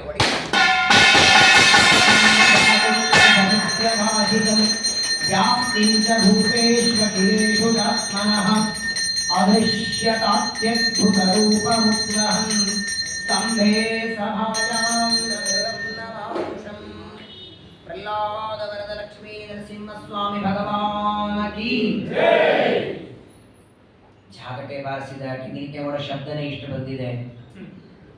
ಹಿರಣ್ಯಕಶಿಪು ಸ್ತಂಭಕ್ಕೆ ಹೊಡೆದರೆ ಈಗ ಆ ಪಕ್ಕದ ಮನೆಯಲ್ಲಿ ಕಂಬನೋ ಏನೋ ಬಿದ್ದರೆ ಇಲ್ಲಿ ಹೆಚ್ಚು ಕೇಳಿಸತ್ತಲ್ಲ, ಆ ರೋಡ್ ಆ ಮನೆಯಲ್ಲಿ ಕೇಳಿಸತ್ತ? ಡಿಸ್ಟೆನ್ಸ್ ಇರತ್ತೋ ಇಲ್ಲೋ? ಬಸವನಗುಡಿಯಲ್ಲಿ ಯಾರ್ದೋ ಮನೆಯಲ್ಲಿ ಮ್ಯಾಲಿಂದ ಒಂದು ಅಂಗಿ ಬಿದ್ದಿದೆ, ಇಲ್ಲಿ ಕೇಳಿಸಿದ್ಯಾ ನಿಮಗೆ? ಹಾಗಾದರೆ ಹಿರಣ್ಯಕಶಿಪು ಸ್ತಂಭ ಹೊಡೆದದ್ದು ಮನುಷ್ಯ ಭೂಲೋಕದಲ್ಲಿ ಒಂದು ಸಭೆಯೊಳಗೆ ಅದರ ಧ್ವನಿ ಎಲ್ಲಿವರೆಗೆ ಕೇಳಿಸ್ಬೇಕು? ಬಹಳ ಆದರೆ ಭೂಲೋಕದಲ್ಲಿ ಎಲ್ಲಿ ಹೊಡೆದಿದ್ದಾನೆ, ಒಂದು 10 ಮನೆ ಆಚೆ 10 ಮನೆ ಈಚೆ ಸುತ್ತಲೂ 10-20 ಮನೆಗಳಿಗೆ ಕೇಳಿಸ್ತಿಲ್ಲ. ಬಹಳ ಜೋರು ಹೊಡೆದರೆ ಒಂದು 50 ಒಂದು 100 ಕ್ರೋಶ ಕೇಳಿಸ್ಬೇಕು. ಎಲ್ಲಿವರೆಗೆ? ಸತ್ಯಲೋಕದಲ್ಲಿ ಬ್ರಹ್ಮದೇವಿ ಕೇಳಿಸಿದೆ. ಭೂಲೋಕದಲ್ಲಿ ಸ್ತಂಭ ಹೊಡೆದ್ರೆ ಸತ್ಯಲೋಕದಲ್ಲಿ ಅದು ಹೇಗೆ ಕೇಳಿಸಿದೆ ಅಂದ್ರೆ ಬ್ರಹ್ಮದೇವರಿಗೆ ತಮ್ಮ ಲೋಕದಲ್ಲೇ ಸ್ತಂಭ ಬಿದ್ದಿದೆ ಅನ್ನುವಷ್ಟು ಜೋರಾಗಿ ಕೇಳಿಸಿದೆ. ಯಾವಾಗ ಹಿರಣ್ಯಕಶಿಪು ಸ್ತಂಭಕ್ಕೆ ಜೋರಾಗಿ ಹೊಡಿತಾನೆ, ಪರಮಾತ್ಮ ಅತ್ಯದ್ಭುತ ರೂಪ ಉದ್ವಾರ, ಊಹೆನೂ ಮಾಡಲಿಕ್ಕೆ ಸಾಧ್ಯವಿಲ್ಲದಿರುವಂತಹ ಅಪ್ರಾಕೃತವಾದ ನಿತ್ಯವಾದ ತನ್ನ ರೂಪದಿಂದ ಆ ಸ್ತಂಭದಿಂದ ಪರಮಾತ್ಮ ಸಮಗ್ರವಾದ ಶರೀರ, ಮಾನವ ಶರೀರ, ಮುಖ ಮಾತ್ರ ಸಿಂಹದ ಮುಖ, ನರ ಸಿಂಹ ರೂಪದಿಂದ ಪರಮಾತ್ಮ ಪ್ರಕಟನಾಗಿ ಭೂಮಿಯಲ್ಲಿ ಅವತಾರ ಮಾಡ್ತಾನೆ. ನರಸಿಂಹದೇವರ ವಿಶೇಷವಾದ ಅವತಾರ ಇವತ್ತಿನ ದಿನ ಶ್ರವಣ ಮಾಡಿದ್ದೇವೆ. ದೊಡ್ಡ ಮಂಗಲ ದಿನ ಇವತ್ತು. ಇಡೀ ಜಗತ್ತಿಗೆ ಅಂಟಿಕೊಂಡ ದೊಡ್ಡ ರೋಗ. ಈ ಇತ್ತೀಚಿನ ದಿನಗಳಲ್ಲಿ 2 ದೊಡ್ಡ ಆಪತ್ತುಗಳು. ಒಂದು ಜನಿವಾರವನ್ನು ಕತ್ತರಿಸಿ ಬ್ರಾಹ್ಮಣ್ಯಕ್ಕೆ ಅವಮಾನ, ಇನ್ನೊಂದು ಮೊನ್ನೆ ಕಾಶ್ಮೀರದಲ್ಲಿ ನಡೆದಂತಹ ಘನಘೋರವಾದ ದೌರ್ಜನ್ಯ. ಆ ದುಷ್ಟರ ದಮನಕ್ಕೆ ಅವತ್ತು ಒಬ್ಬನೇ ಹಿರಣ್ಯಕಶಿಪು ಇದ್ದ, ಎಲ್ಲ ಕಡೆ ಹಿರಣ್ಯಕಶಿಪುಗಳು ಬಂದಿದ್ದಾರೆ. ಅವರೆಲ್ಲರ ಸಂಹಾರಕ್ಕೆ ಇವತ್ತು ನರಸಿಂಹದೇವರು ಸ್ತಂಭದಿಂದ ಅವತಾರ ಮಾಡಿ ಬಂದಿದ್ದಾರೆ. ಎಲ್ಲ ದುರ್ಜನರ ಸಂಹಾರ ಮಾಡಲಿ, ನಾವು ಮಾಡುವ ಸಾಧನೆಗೆ ಅಡ್ಡಿಯಾದ ದೈತ್ಯರನ್ನ ಸಂಹಾರ ಮಾಡಿ ನಮ್ಮ ಸಾಧನೆಯನ್ನು ನಿರಾತಂಕವಾಗಿ ನರಸಿಂಹದೇವರು ಮಾಡಿಸ್ಲಿ ಅಂತ ಹೇಳ್ತಾ ಇವತ್ತು ಸ್ತಂಭದಿಂದ ಬಂದಿದ್ದಾರೆ. ನಾಳೆಗೆ ದೇವತೆಗಳೆಲ್ಲ ಪುಷ್ಪವೃಷ್ಟಿ ಮಾಡ್ತಾರೆ, ದೇವರ ಸ್ತೋತ್ರ ಮಾಡ್ತಾರೆ. ಆ ನರಸಿಂಹದೇವರ ಸ್ತೋತ್ರ ಪ್ರಹ್ಲಾದರಾಜರ ಮೇಲೆ ನರಸಿಂಹದೇವರು ಮಾಡಿದ ಅನುಗ್ರಹವನ್ನ, ಸಪ್ತಮ ಸ್ಕಂದದ ಕೊನೆ ಭಾಗವನ್ನ ಚೈತ್ರ ಮಾಸ ಕೃಷ್ಣ ಪಕ್ಷ ಅಮಾವಾಸ್ಯ ಸಂವತ್ಸರದ ಮೊದಲನೇ ತಿಂಗಳ ಕೊನೆ ದಿನ ನಾಳೆ. ನೋಡ್ತಾ ತಿಂಗಳಾಯ್ತು. ಸಂವತ್ಸರ ಶುರುವಾಗಿ 1 ತಿಂಗಳಾಗುತ್ತೆ. ಚೈತ್ರ ಮಾಸದ ಕೊನೆ ನಾಡಿದ್ದಿನಿಂದ ವಿಶಾಖ ಮಾಸ ಪ್ರಾರಂಭ. ಹಾಗಾಗಿ ನಾಳಿಗೆ ನರಸಿಂಹದೇವರು ಸ್ತಂಭದಿಂದ ಬಂದ ಮೇಲೆ ಆ ದೇವತೆಗಳಿಗೆ ಪ್ರಹ್ಲಾದರಾಜರಿಗೆ ಮಾಡಿದ ಅನುಗ್ರಹ, ಹಿರಣ್ಯಕಶಿಪುವಿನ ಉದರವನ್ನ ಸೇರಿ ಆ ಪರಮಾತ್ಮನ ಹಿರಣ್ಯಕಶಿಪುವಿನ ಉದರ ಸೇರಿದ್ದು ಪರಮಾತ್ಮ ವಿಶೇಷ ಅನುಗ್ರಹ ಮಾಡಿದ ಕಥೆಯನ್ನು ಶ್ರವಣ ಮಾಡೋಣ. ಸಾಧ್ಯ ಇದ್ದರೆ ನಾಳೆ ಯಾರು ನಿಮ್ಮ ಹತ್ರ ಇದ್ದರೆ ವಿಜೇಂದ್ರರು ಮಾಡಿದ ನರಸಿಂಹಸ್ತುತಿ ಇದ್ದರೆ ತಗೊಂಡ್ಬನ್ನಿ, ಪಾರಾಯಣ ಮಾಡಿಬಿಡೋಣ. ಭೂಖಂಡಂ ವಾರಣಂಡಂ ಎಂಬ ಪಾಠ ಅಂತೂ ಆಗಿದೆ, ಪ್ರವಚನದಲ್ಲಿ ಆಗಿದೆ. ಅನಾಯಾಸ ನರಸಿಂಹದೇವರ ಅವತಾರ ಆಗಿದೆ. ನಾಳೆಗೆ ಒಂದ್ಸಲ ನಾವೆಲ್ಲರೂ ಸೇರಿ ಪಾರಾಯಣ ಮಾಡಿ ಮಂಗಳಾರತಿಯನ್ನು ಮಾಡೋಣ. ನರಸಿಂಹದೇವರ ಅನುಗ್ರಹ ನಿಮ್ಮೆಲ್ಲರ ಮೇಲೆ ಇರಲಿ. ನಿಮಗೂ, ನಿಮ್ಮ ಸಮಸ್ತ ಕುಟುಂಬಕ್ಕೂ, ನಿಮ್ಮ ಮಕ್ಕಳಿಗೆ, ಮೊಮ್ಮಕ್ಕಳಿಗೆ ನರಸಿಂಹದೇವರ ಅನುಗ್ರಹ ಎಲ್ಲ ರೋಗ, ಆಪತ್ತು, ದಾರಿದ್ರ್ಯ, ಕಷ್ಟ, ಚಿಂತೆಗಳನ್ನೆಲ್ಲ ದೂರ ಮಾಡಲಿ.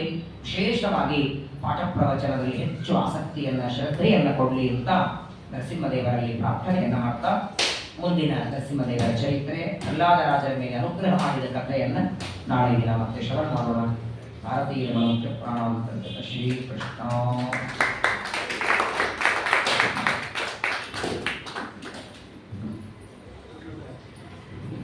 ಯಾರದೋ ಮದುವೆ ಆಗಬೇಕು ಅಥವಾ ಮದುವೆಯಾಗಿ ಯಾರಿಗೋ ಮಕ್ಕಳಾಗಬೇಕಾಗಿದೆ, ಅದರ ಸೂಚನೆ